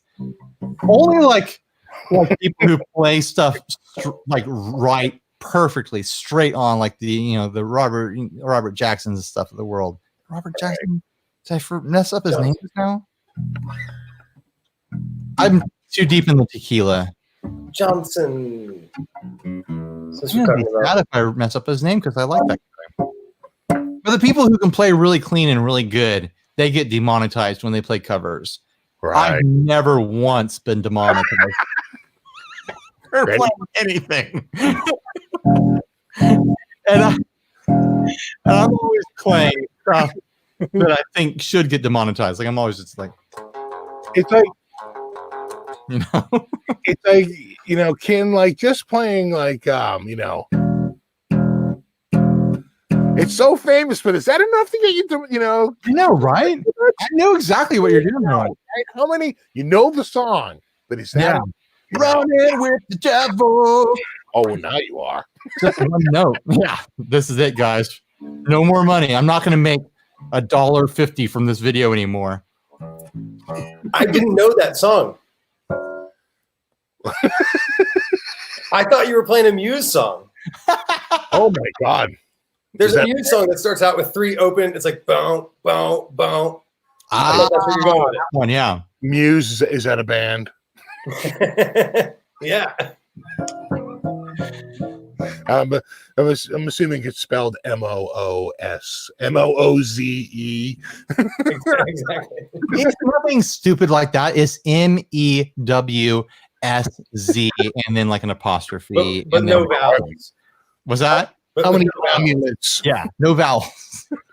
It's MWZ.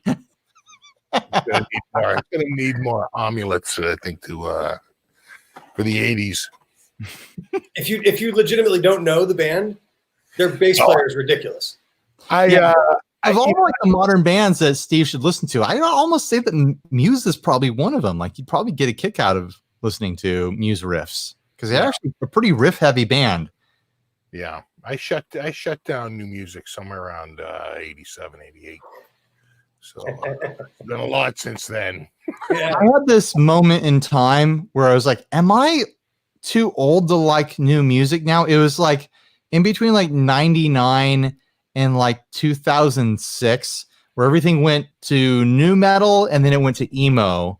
Right. And it's like, am I just old and I don't like this? And then it shifted to kind of more, I guess what people call like hipsterous music, and kind of into more alt rock. Like alt rock had a little bit of a resurgence with kind of, I don't even know how to explain it right now, but I like the stuff that the kids are making now. Yeah.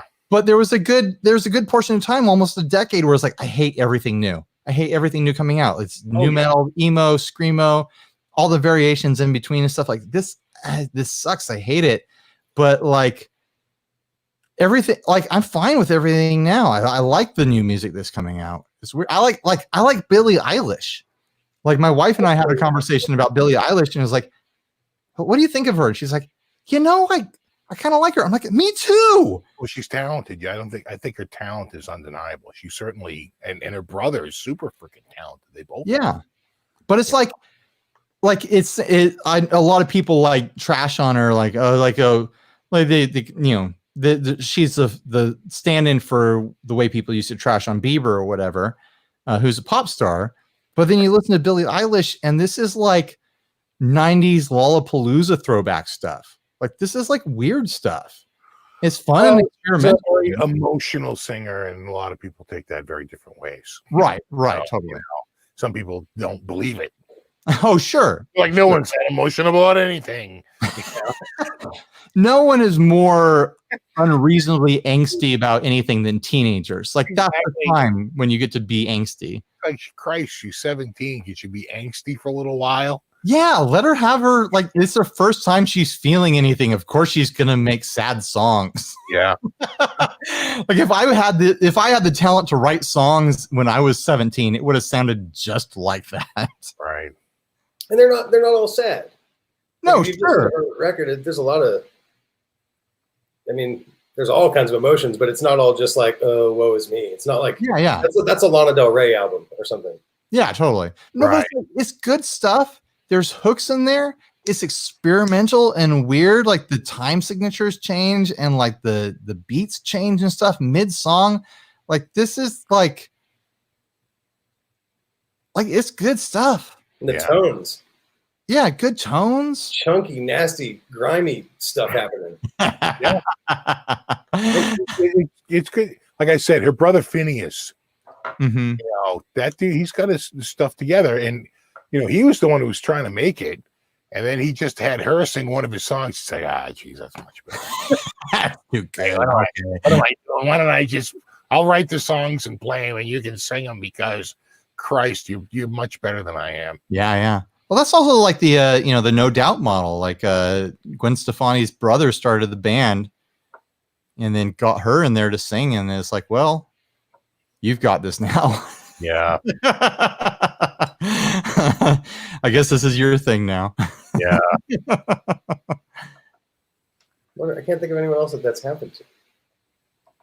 Where like the brother started it, and you bring in like a sibling as like a backup singer, and then they're like, "Man, you're way good." Yeah, right.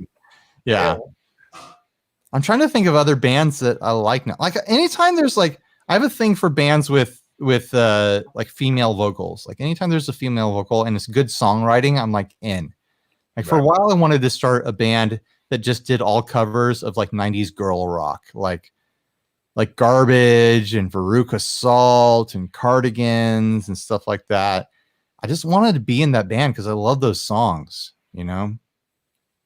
This is going to get me, So people saying Paul Rogers died? Huh? People are just saying, they're saying Paul Rogers died. Oh, really? Oh, man. Interesting.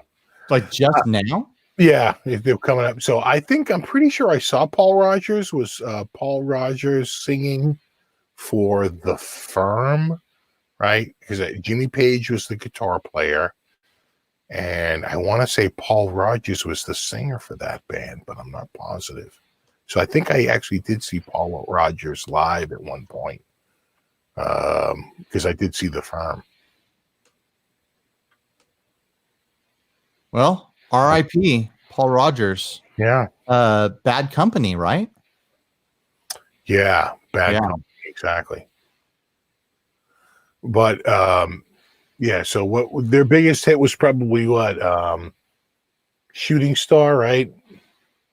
A shooting star, right?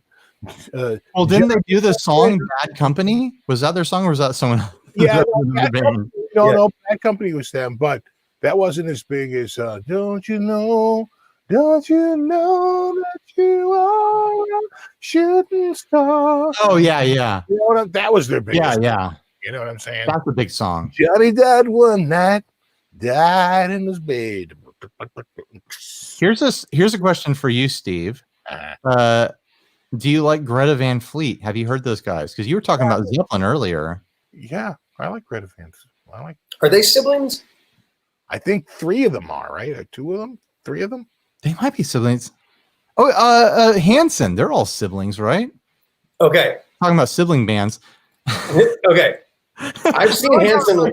Hey, Steve, do you like Greta Van Fleet? Because they're like Now that alien connection, and Grant is like, oh, are they siblings? I'm breaking in right now. I have good Well, news. we'll get back to the Gwen Stefani thing.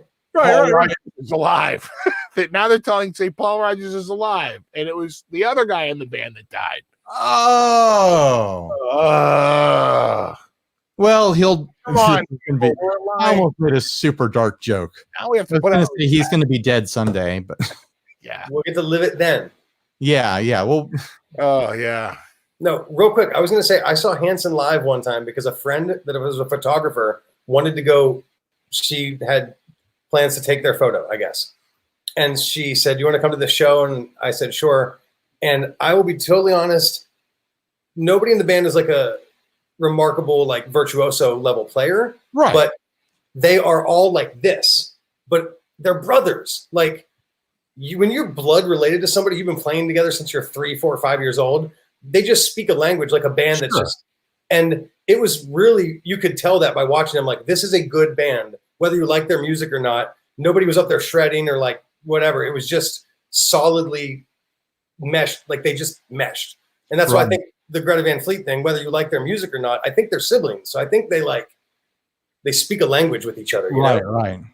My God, I heard the Bee Gees one time on the Stern Show, and he would call out all their big hits, and they would just do like a couple of bars of it, maybe a verse and a chorus, and that was about it. And my God, one acoustic guitar and those 3 guys, and they sounded perfect. And when they were all talking like, that's the sound of 3 guys who have literally been singing together their whole life. Yeah. Well, a group like the Bee Gees, like so much of the emphasis is on the vocals. It's like you don't even need the guitar. You put those guys in a room together, and if they just start talking in key, you're going to be like, "Oh my gosh, we're there." Yeah.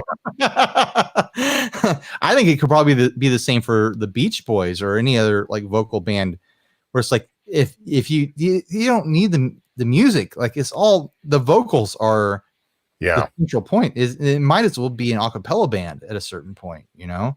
I mean, the instrumentation does drive a lot of it and does bring a lot to the table, especially on some of the more experimental stuff. But man, like when you close your eyes and think of the Beach Boys or the Bee Gees or any other B band, there's something about that just vocal, like rich, like harmony quality to it, that doubled quality with multiple voices singing with each other. It's just, you can't escape that. It's iconic. Yeah. Well, at like one point he called the song and they were like, "Oh, we really don't have, you really need an electric piano for that. We can't really do it." And then he's like, "Oh, wait a second." And they just cut out that part a little bit and just like went ahead a little bit and, and did the pre-chorus and the chorus. And oh my God, it sounded so good. Sounded amazing. No reverb, no nothing. Just a dead mic in a studio, one acoustic guitar, and those 3 guys singing. And I was like, damn. And he just calling out the songs. It sounded so good. I know that like there was a point in time when probably you were, coming of age and whatnot, when like disco had a bad rap and everyone like rejected it and was like, we're done with this. It sucks. I mean, I came up in the late 80s, early 90s, and every time I'd hear a disco song, like, I know everyone hates this, but I don't know. This sounds like a lot of fun, guys. Like, there's some like banger disco songs out there, but I think it's probably one of those things where like, if you couldn't get away from it, and if it was like just so pervasive that eventually you could hate that sound. But like, disco is like blood relatives with funk and pop, and like, so I remember fun music. I remember the time before disco, right? Which was like 1975, 1974, pre-disco. Share with us your wisdom, Olden One. They're a different time. No. Different time. A time before disco. The song that made disco. Where the land was one. Like most things, something comes out and then everybody wants to repeat the magic. Sure. Right? So something comes out that's huge. And the song that came out that was huge was, and I can't even believe I'm saying this because thinking back, the song is just so goddamn lame. But it was a song called "Do the Hustle," right? The Hustle. That's all they did was yell that. It was like the lamest, stupidest song ever. It's almost so ripe for like a Simpsons parody. You know, it's like right. So bad. But that song made people money. That probably sure. That built a few houses with built-in swimming pools.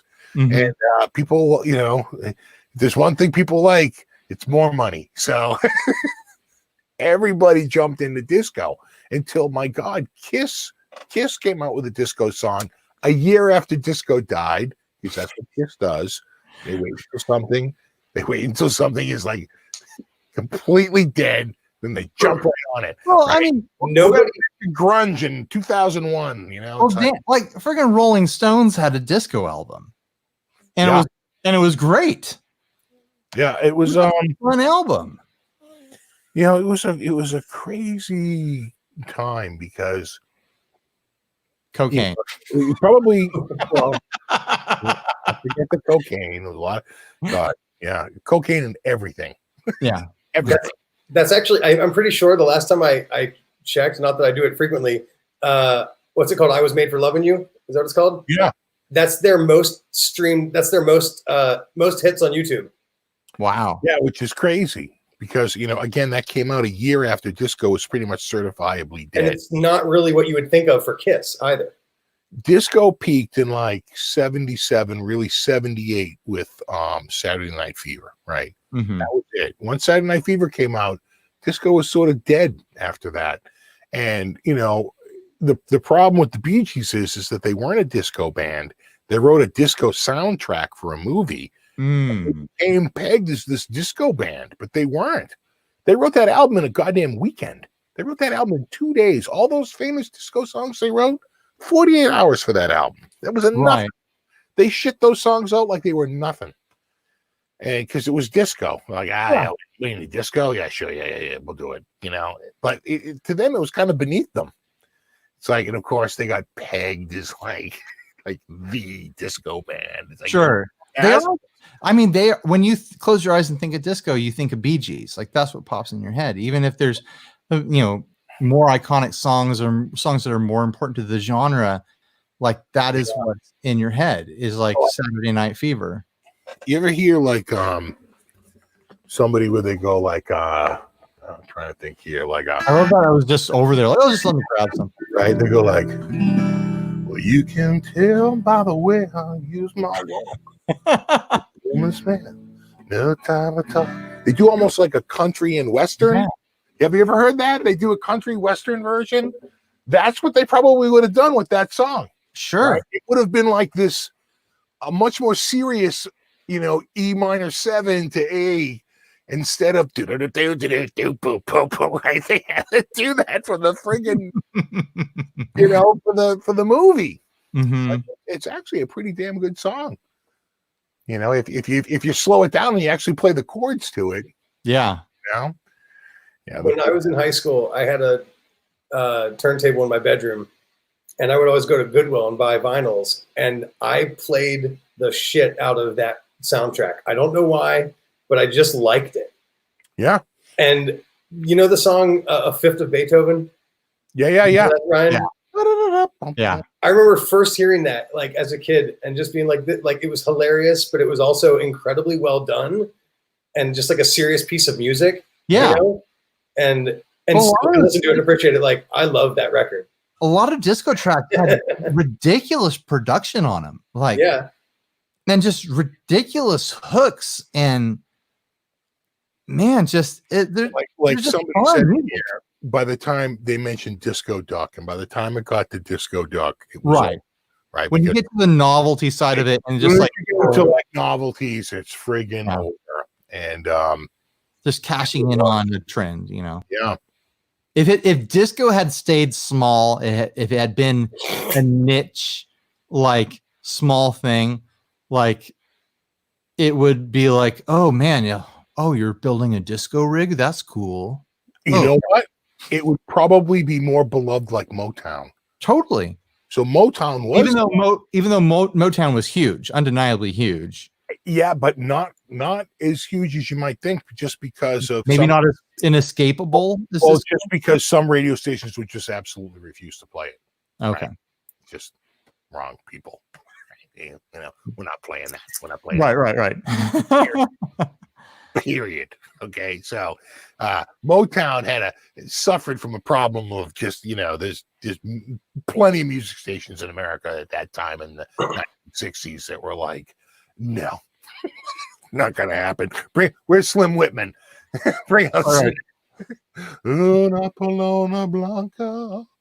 And I was watching an Elvis documentary the other night that's on Hulu right now, and they were talking about how when he started, he was like when he first went into studio, he was trying to give them what he thought they wanted, which was kind of like covers of the white music that was playing on radios and whatnot, and whatever producer was at Sun, I forget his name. I mean, these are all historical people that everyone else knows the names of. Heard him live doing his black covers, his black music covers, and he's like, that's what I want. Like that's the thing that I want to market. It's not marketable yet, but that's the thing I want to market. And so like he started out trying to do what was already popular, and then shifted eventually into doing, when he found out the way audience responded to him playing the music that was taboo in white clubs or whatever, which was black music. Like, he ran with that. The other thing was the rise of like really the front showman, which was really Chuck Berry, right? So Chuck Berry was was really more of a show act than anything, right? He would have these serious musicians behind him. He would have these very serious musicians behind him playing this like backing for him. And these are guys from like the 30s and the 40s. And now they're backing Chuck Berry, who would go out there and he would just go nuts. He was the original guy who had this big manic performance where he would run around and just act a little crazy, and nobody was really doing that then. He was just acting a little wacky. And he really drew attention to himself because no one was really doing that. People took it much more seriously, and he took it much more whimsically. A lot of musicians didn't like it. They didn't want to play with him because they felt that he was sort of goofing on like playing musical instruments, but he's like, I don't care. They knew none of your names and they all know my name. That's all he cared about. And so, he sort of did that. And then I think he always felt that all those 60s bands that came out, like the Stones, to a lesser extent, the Beatles, but early Beatles is very much like what he was doing. Like, very garage rocky. Very much like that. Yeah, like looking back a little bit to a little bit of R&B with the early Beatles. Yeah. He always felt like they ripped him off. Well, I think if you're Chuck Berry, I think you look over your shoulder at the decades of music that comes after you, Yeah. and be like, yeah, I'm kind of the core root of a lot of stuff that's happened. If you're Chuck Berry, you get to do that, but you don't really. I mean, same thing with Link Ray. Like I got to see Link Ray play a few months before he died, and unfortunately, he was in a bitter state the last few years of his life, and he was like, "Oh, all these people ripped me off, and all these people just copied what I did." It's like, yeah, don't be angry about that. Be proud. Like you can't monetize what people have borrowed from you because what you did is great, and it's the same thing with Chuck Berry. It's like you influenced decades worth of musicians, whether they're aware of it or not. Like that influence just bled down through the genres, through the ages, like, and you can't escape it. I can hear him saying, yeah, all right, well, forget the goddamn influence. How about you pay me? Exactly. Well, but I definitely get that mentality too. Like it's, especially from a musician's point of view, it's like, it's hard to make money. It's hard. Well, I think like Chuck Berry obviously did very well for himself. I don't know if that's the case with Link Ray necessarily. No, not so much. And so maybe he was bitter because everybody after him kind of did it and maybe made money. Yeah. Also, whereas Chuck Berry was like, shit, I'm fine. Link Ray also thought he invented the power chord, which to a point is true, but it's also like, it's a fifth, he anytime anyone used a power chord after him, he was like, I invented that. They stole that from me. Friggin' Nirvana stole that from me. Okay. All right. Sure, Link. But I wish that he had, been able to, fund his life a little bit better. Yeah. Silver Paradox says Link had one trick. It's a trick that I really like. You gotta admit, it was a hell of a trick. A hell of a trick. I wish I could come up with one trick like that. Albert King. One weird trick. What'd you say, Grant? Bent Tom says Albert King lived on a school bus. I don't know what that has to do with anything, but I like that. He probably didn't have a particularly a luxurious life. Most musicians lived on a school bus and drove from gig to gig. Most musicians didn't. Yeah. Although the Musicians Union used to be fierce. That all died in the 60s. Yeah. 40s and in the 50s, the Musicians Union was something. So going back to Albert King, I don't know if I can get it in shot here. You guys see like BB King?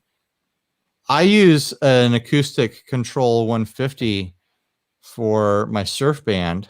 Oh, there it is right there. Yeah. Albert King was a big acoustic amp guy. All solid state amps. Solid state 1970s amp. Freaking twin reverb killer. Those things sound amazing. I love that amp to death. But anytime I see anyone trashing solid state amps, I was like, well, you're trashing the amp that Albert King used, and that's the tone that Stevie Ray Vaughan idolized. So I don't know. You tell me. Like solid state can sound good. It's just got to be, made with, it has to be made with tone in mind, because the people making acoustic control stuff in the 70s were like, oh, this is the hot new technology. They were the Kemper of their day. Right. Like we're pushing a technology forward to make the best tone we can.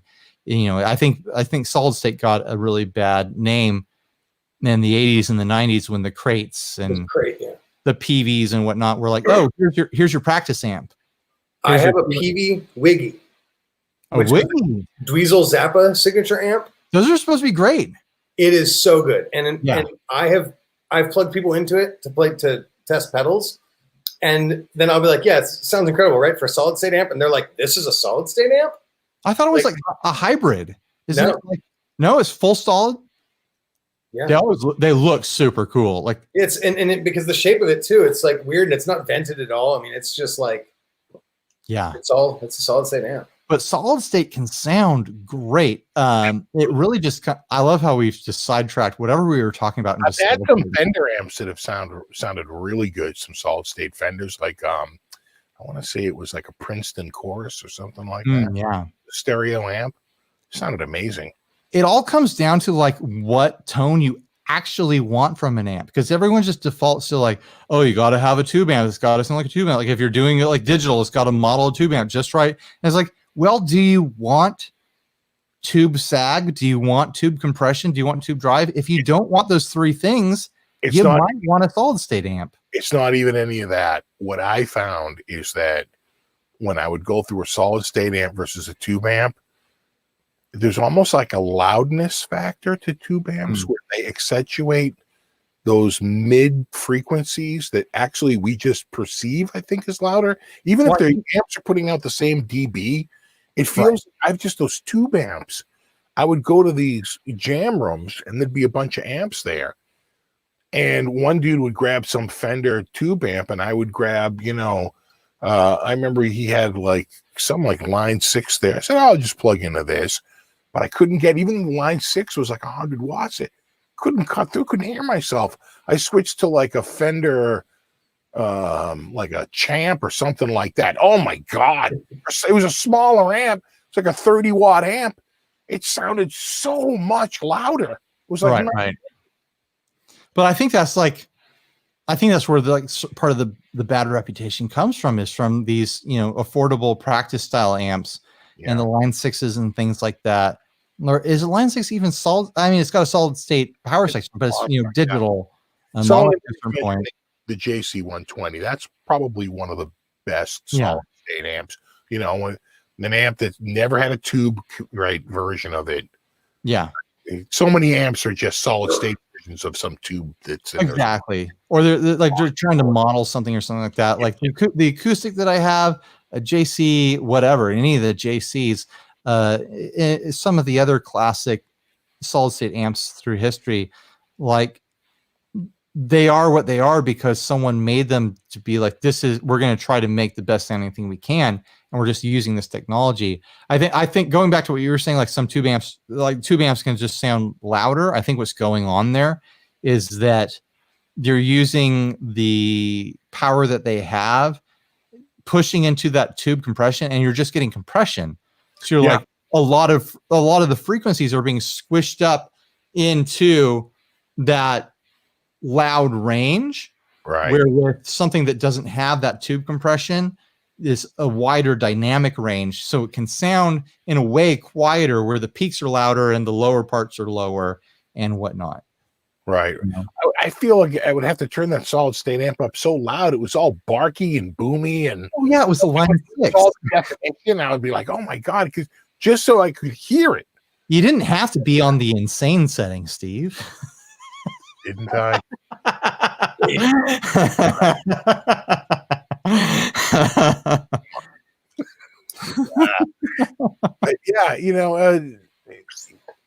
That's pretty much like I used to have a twin reverb. And man, talk about loud. Oh my God, was that loud? So friggin' loud. And a backbreaker to move around. Yeah, no kidding. Like 85-pound amp. I brought when my band recorded an album, I brought all my amps into the studio. I was like, surely one of these is going to be the one to make it onto the album. We wheeled this silver-faced twin reverb out of the corner that was just living at the studio to just test it and see like how it compared to everything we had just recorded. And the owner of the studio was like, that thing's like half broken. I don't know. It ended up sounding better than everything. Twin reverb we recorded for every track on the album. One of the speakers was completely blown on it, and there was something wrong with the channel we were plugged into. Something about it just sounded right for what we were doing, and that ended up being the amp on the album. I don't even own a twin reverb, and that's what we used. I have great amp. I have a master volume. I think it's like 70, 72, 74, whatever they added, but I have one of those, but it currently only has one speaker in it because some buddies were using it and they were tracking with it and the grill cloth was vibrating. So they took the grill cloth off. They were using a, the 421 that has the stupid little mic clip that if you push the button on the bottom of the mic clip, it slides out. You know what I'm talking about? I think the Sennheiser, 421. No, And but it sounds awesome. they were miking the twin reverb and accidentally tapped that button, and the microphone fell through the speaker and just ripped right through the cone or whatever. And so that speaker at some point got lost. I don't know whatever happened to it. I was going to get it reconed, but now I have a twin reverb with just one speaker in it, so I don't use it. But I had to move it the other day, and I'm telling you, it is still the heaviest piece of gear that I own, even with only one speaker in it. Yeah. I wanted to quit playing music. I just picked it up and was like, I hate this. I had a PV Classic 50, a 4x10. I just sold it like a year ago because I'm looking at it like my back already hurts most of the time. I'm never going to gig with this again. I don't want to move it from the garage to the living room, let alone from my car to the venue, back to my car, back to my garage. And so I just sold the thing. It's the heaviest damn amp I've ever had in my life. 4 10-inch speakers and whatever huge transformer they put in those classic 50s. But I mean, I sat on that amp for so long because damn, it just, those things sound great. Like you turn up the clean channel, like to 9 or 10, just dime that thing and just get saturated and thick. Ah, man. I wish I had an excuse to play one of those amps turned up like that as often as possible. But I turn my Princeton reverb up to 3 and I'm like, ooh, that's a little stiff for me. When you're a kid, you dream of playing like a rock guitar with like giant. Yeah. Of course, when you're a kid, you can't even think of like an amplifier. So I think in my mind, I always thought of like 2 big stereo speakers, right? Totally. The guitar and like 2 big giant, like 20 foot tall, like stereo speakers. You think about that. Well, I had the twin, right? I had that twin reverb. That was pretty much my amp. And I used to go and visit these guys who would play at this, rehearsal space in Boston. And my dad was picking me up there one time.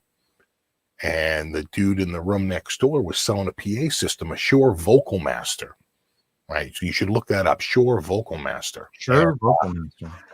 And it's a tube PA head.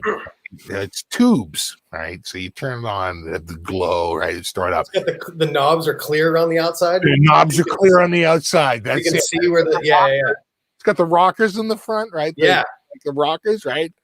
And it comes with these 2 6-foot big column speakers that has 4 or 5 speakers in each column, right? Yeah. And it was like this PA system that you would get. You have your head, you get the speakers. It was all this kit. And my dad bought that $150. Well, yeah, I'll get it. We get it home, and I'm usually just trying to sing through it and talk through it, and eventually I figured out, yeah, there it is. I'm literally looking for a picture in my Instagram right now. That's the head on eBay. Yeah, there's the head, and I figured out I could put the mic in front of my amp, right? And for the longest time, for like a good year or 2 years, I would have like my MXR Distortion Plus, and my twin reverb, which gave me reverb, my Mutron wah. And I'd put a microphone in front of that, and I'd crank up that Shure Vocal Master. I tell you, it was pretty good sound for 15, 16 years old. Man, if you had given me a twin reverb when I was 15 or 16 and a Distortion Plus, I would have been in heaven. Like I just would have been in heaven. Like what else? I mean, really, like even thinking now, what else do you need? Like the core of like just guitar, the spirit of guitar. Like what else do you need? And I remember a friend teenager who didn't play guitar. And he's like, oh, why don't you play a little guitar? Show me what you've been learning. I was like, yeah, sure. And I turned everything on. He goes, what the hell is this? I'm like, the PA. He goes, that's stupid.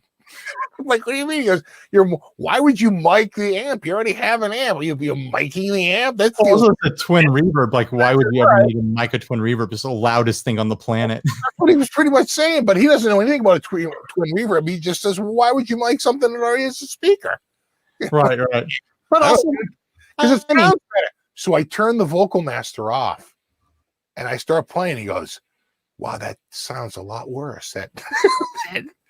you're moving more air, more speakers with more air. It was a lot more. Yeah. And don't forget the process of that mic picking it up and the tubes in the Shure Vocal Master. Mm-hmm. Sounds a little warmer, right? It's a little bit different, probably a little not as bright because you're somewhere on the cone. No, it's probably not dead center on the cone. Yeah. No one knows where I am. So Yeah. you can think about it back then, just stick it in front of the amp. It's like there's no moving around and finding a sweet spot, cone edge. It's like I'm 15. It's like I just want to, get it to make noise. But that was quite a rig, man. I think Yeah. I was thinking about making a video and recreating it, but You should. I can't find a Shure Vocal Master to save my life there. I know someone with one in Nashville. I just found one on eBay.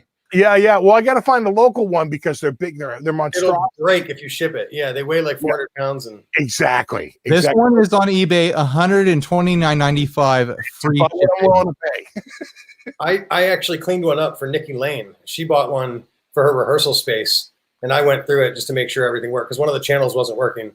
Classic. The thing that's really neat on that is it has feedback, anti-feedback toggles.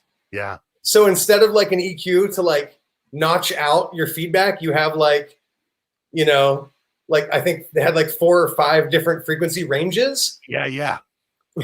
Super weird, idea, but kind of fun, And we would do like, the Deep Purple song that has that big spring reverb smash at the end. And I remember the guy would go over and he'd like bang the PA to make the sound come through at the end of that song. We probably broke it. Yeah, just every bang was like six gigs. You wouldn't be able to play with that thing. You didn't know it.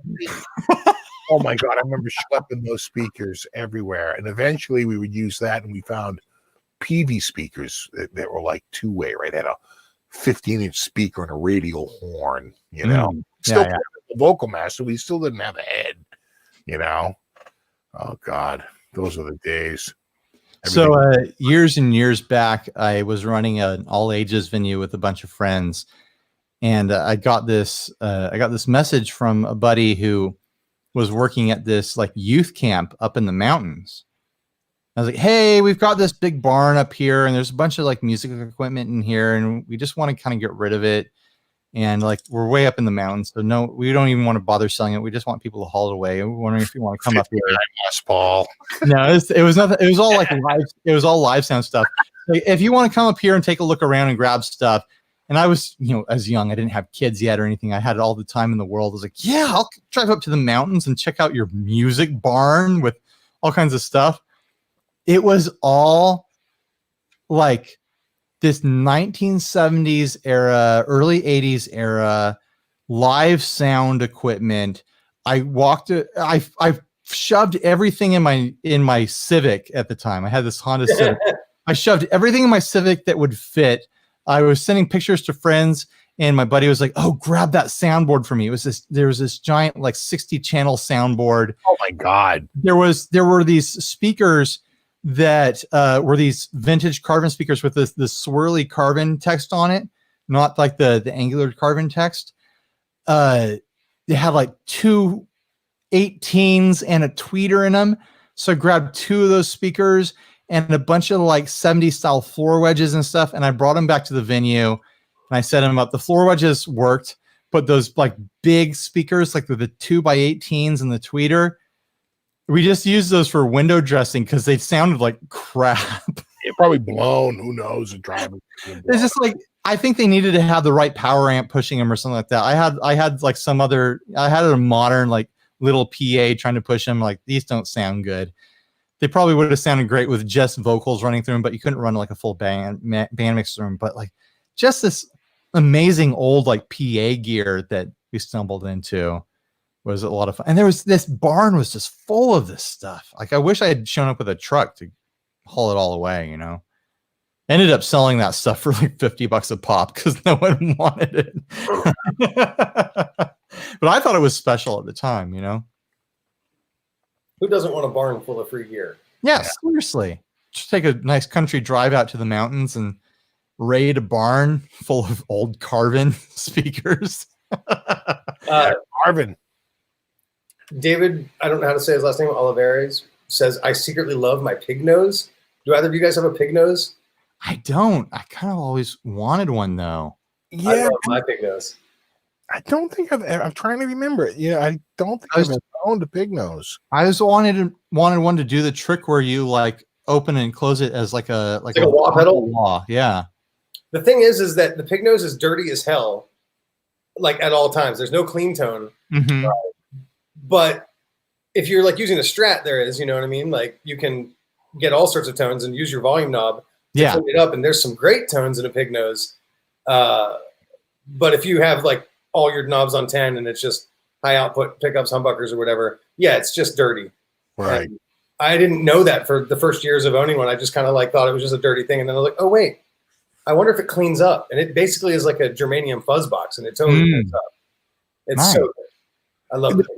The pig nose was the original talk box.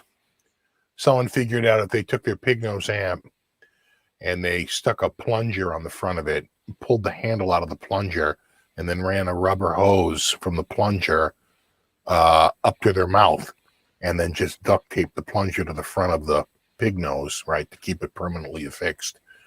When they played through it, they could make it resonate in their mouth, and they could mouth the words. That's literally how the talk box was started. And then, anytime anyone describes what a talk box actually is, it just sounds so kinky and weird and gross. It's literally using your mouth as a speaker chamber. Yeah. Not even speaker though, because the fundamentals are put out by the speaker. Yeah. All your mouth is the resonance, right? Yeah. That's why you can mouth the words.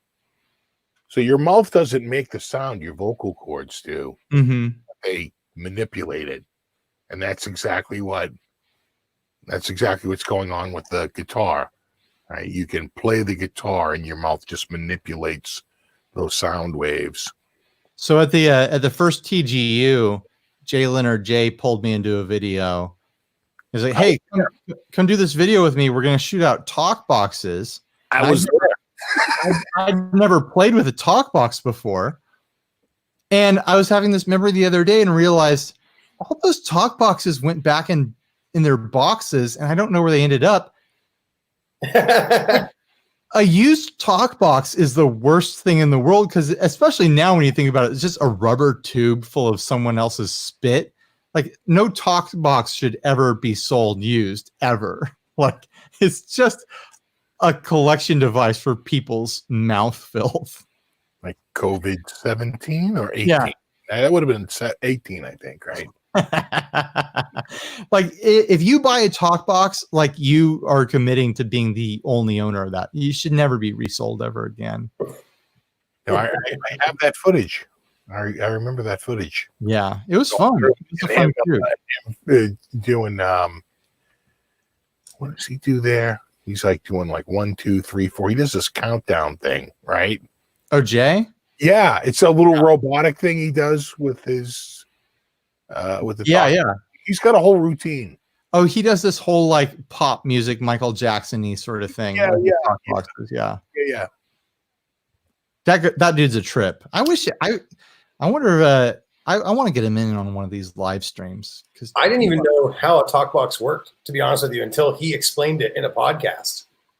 I've just never seen one. I've never played. I mean, I've seen one from a stage, 500 feet away, but I've never actually, had experience with one. And when he explained what it was happening, I'm like, oh, I totally understand that. I just never would have fathomed that. That just would have. I had no idea there's a little speaker down there. Yeah, it's totally Crazy. bonkers. Totally insane. Yeah. That's how they started. Big nose amp with a plunger on the front. Someone just commented talk pox. So, Steve, what you're telling me is that I already own a talk box, essentially. You have to put a tube up to your I have a pig nose and I have a plunger. I just need to find some hose. I'm gonna. You've already been putting your mouth on that plunger. Might as well commit. I'm just gonna say, just buy a brand new plunger, and you want to bring a pig nose with you to the store, but you want to match up the diameter of the bell of the cup. right, to that of the. But yeah, it's funny because I remember a dude saying like, "Oh, I'd never use a talk box. I don't want any like electricity going through my mouth." I was like, "What the hell are you talking about? It's air. It's like literally vibrated air." We're also drooling water down a tube into a speaker. Yeah. Well, I mean, the risk is there. I don't know if I've ever heard of anyone being electrocuted using a talk box, but there's no the risk. potential is there. No, there isn't. You Because don't think so? The tube goes down to the speaker. so what? The speaker's made of paper. Yeah. They're not going down to the wires of the speaker. But there's current going through the speaker. Eh, You're I've probably been right. shocked It's by probably like every a single super. microphone I've ever sang into, so I'd be more worried about that. That's true. I've taken a lot of hits from a lot of microphones over the years. It probably would be similar to that if you took a hit off a talk oh, box. you guys are probably too young, but my God, when I was a kid, you could walk up and touch a microphone and you'd get a pretty damn strong electric shock. Let me tell you. So Touching your guitar, you could walk up and you have a bolt of lightning hit your mouth. all three Separate rounds. all three of the bands that I've had in the past decade and a half or whatever, all practiced in the same church that was built in the 40s. And the grounding was non-existent. Yeah, knobbing.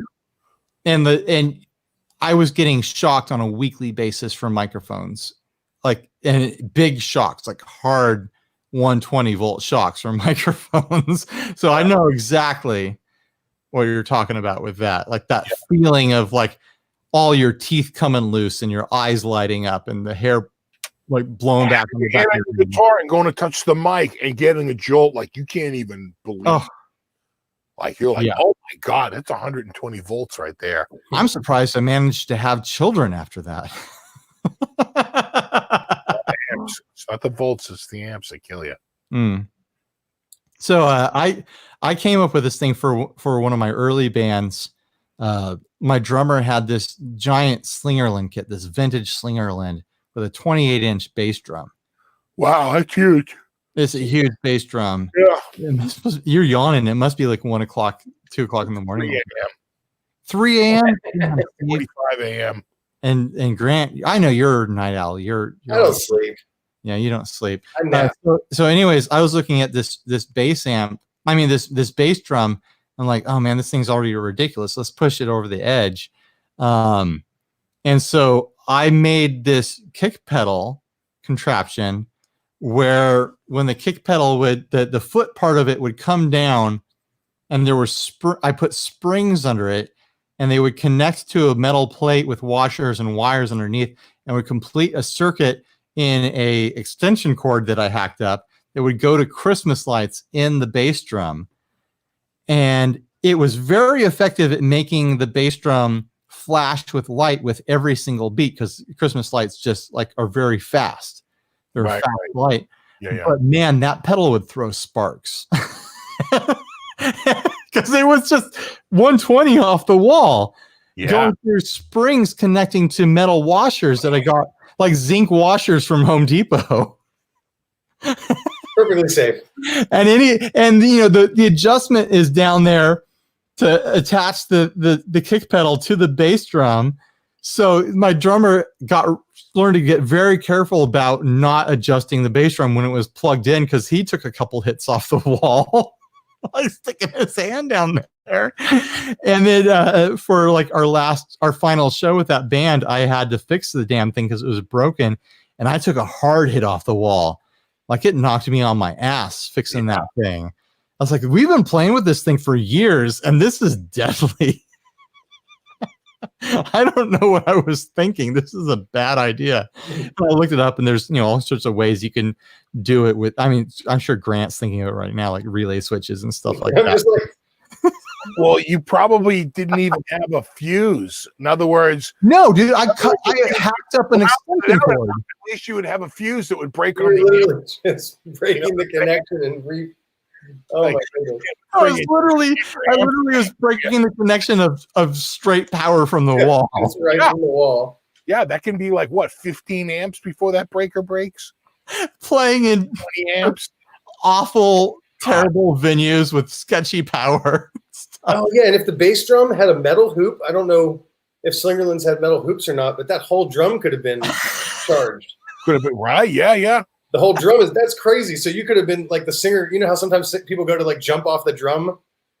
You know, like if you're in your bare feet singing and you went and jumped off the drum, that'd be it. I mean, if enough stuff was touching, the cymbals could have been electric and throwing sparks across the hi-hat or something. The good thing is, like Kevin's pointing out in the chat, LEDs are so efficient now. You can probably do it with batteries. You could do it, yeah, and you could do it with a 9-volt. Oh yeah, totally. Like there's, like this was 15, 12 years ago when I was doing this, and you couldn't buy LED strips. They didn't exist. But man, LEDs would have been a godsend back then. Yeah. All right, we're all yawning. I'm tired, and you guys are in a different time zone, so we can wrap this up. This has been. I'm not yawning. You're yawning. I got about 6 hours of pedal building to do after this. Yeah, like Grant starts texting me at like 11 o'clock at night. Like, what about this idea? What about that idea? And I always assume that you just woke up for whatever reason. Yeah. And you're in Nashville, so you've been sleeping all day. You're nocturnal or something.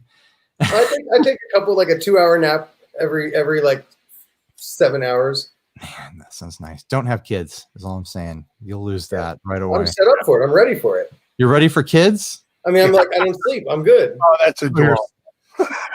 At least I have the sleep part ready. No one is ready for kids. I don't have the energy levels. Take your worst nightmare and multiply it by 1 billion. The past 2 nights, my 2-year-old has been just up all night. Yeah. And I got it the first night, and then I was too tired to wake up the second night. My wife got it all last night, and we're praying she sleeps tonight. But anyway, thanks everyone for tuning in and watching. This has been a ton of fun. Thanks, Steve. Thanks, Grant. Thanks, Vlad was in here earlier.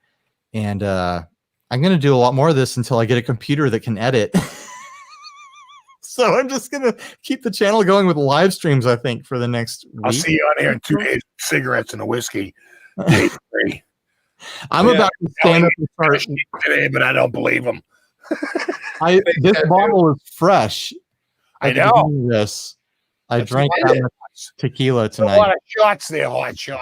I'm about to stand up for the first time, and we'll see if I make it to bed. I feel fine right now, but that first stand up, we'll see. Can you at least let us see it? You want to see me stand up? Oh, come on. We got to see a little stagger. Nice, fine. Yeah, I'm feeling it in my. Don't drop the nice thing is I haven't felt the pain in my back for probably about 45 minutes. So yeah, the tequila worked. And that was really what I was going for, is my back is all wrecked. And I know it's going to hurt a lot worse tomorrow. So I'm not going to drink tomorrow. For the people wondering, I am not an alcoholic. I haven't drank since the last tequila live stream I did. But man, I was hurting today. So I needed this. All right. Can't fix. Bye, everybody. Thanks, Grant and Steve. And we'll see you next time. Thanks, everyone, to Super Chatted, too. In Broadcast Awkward.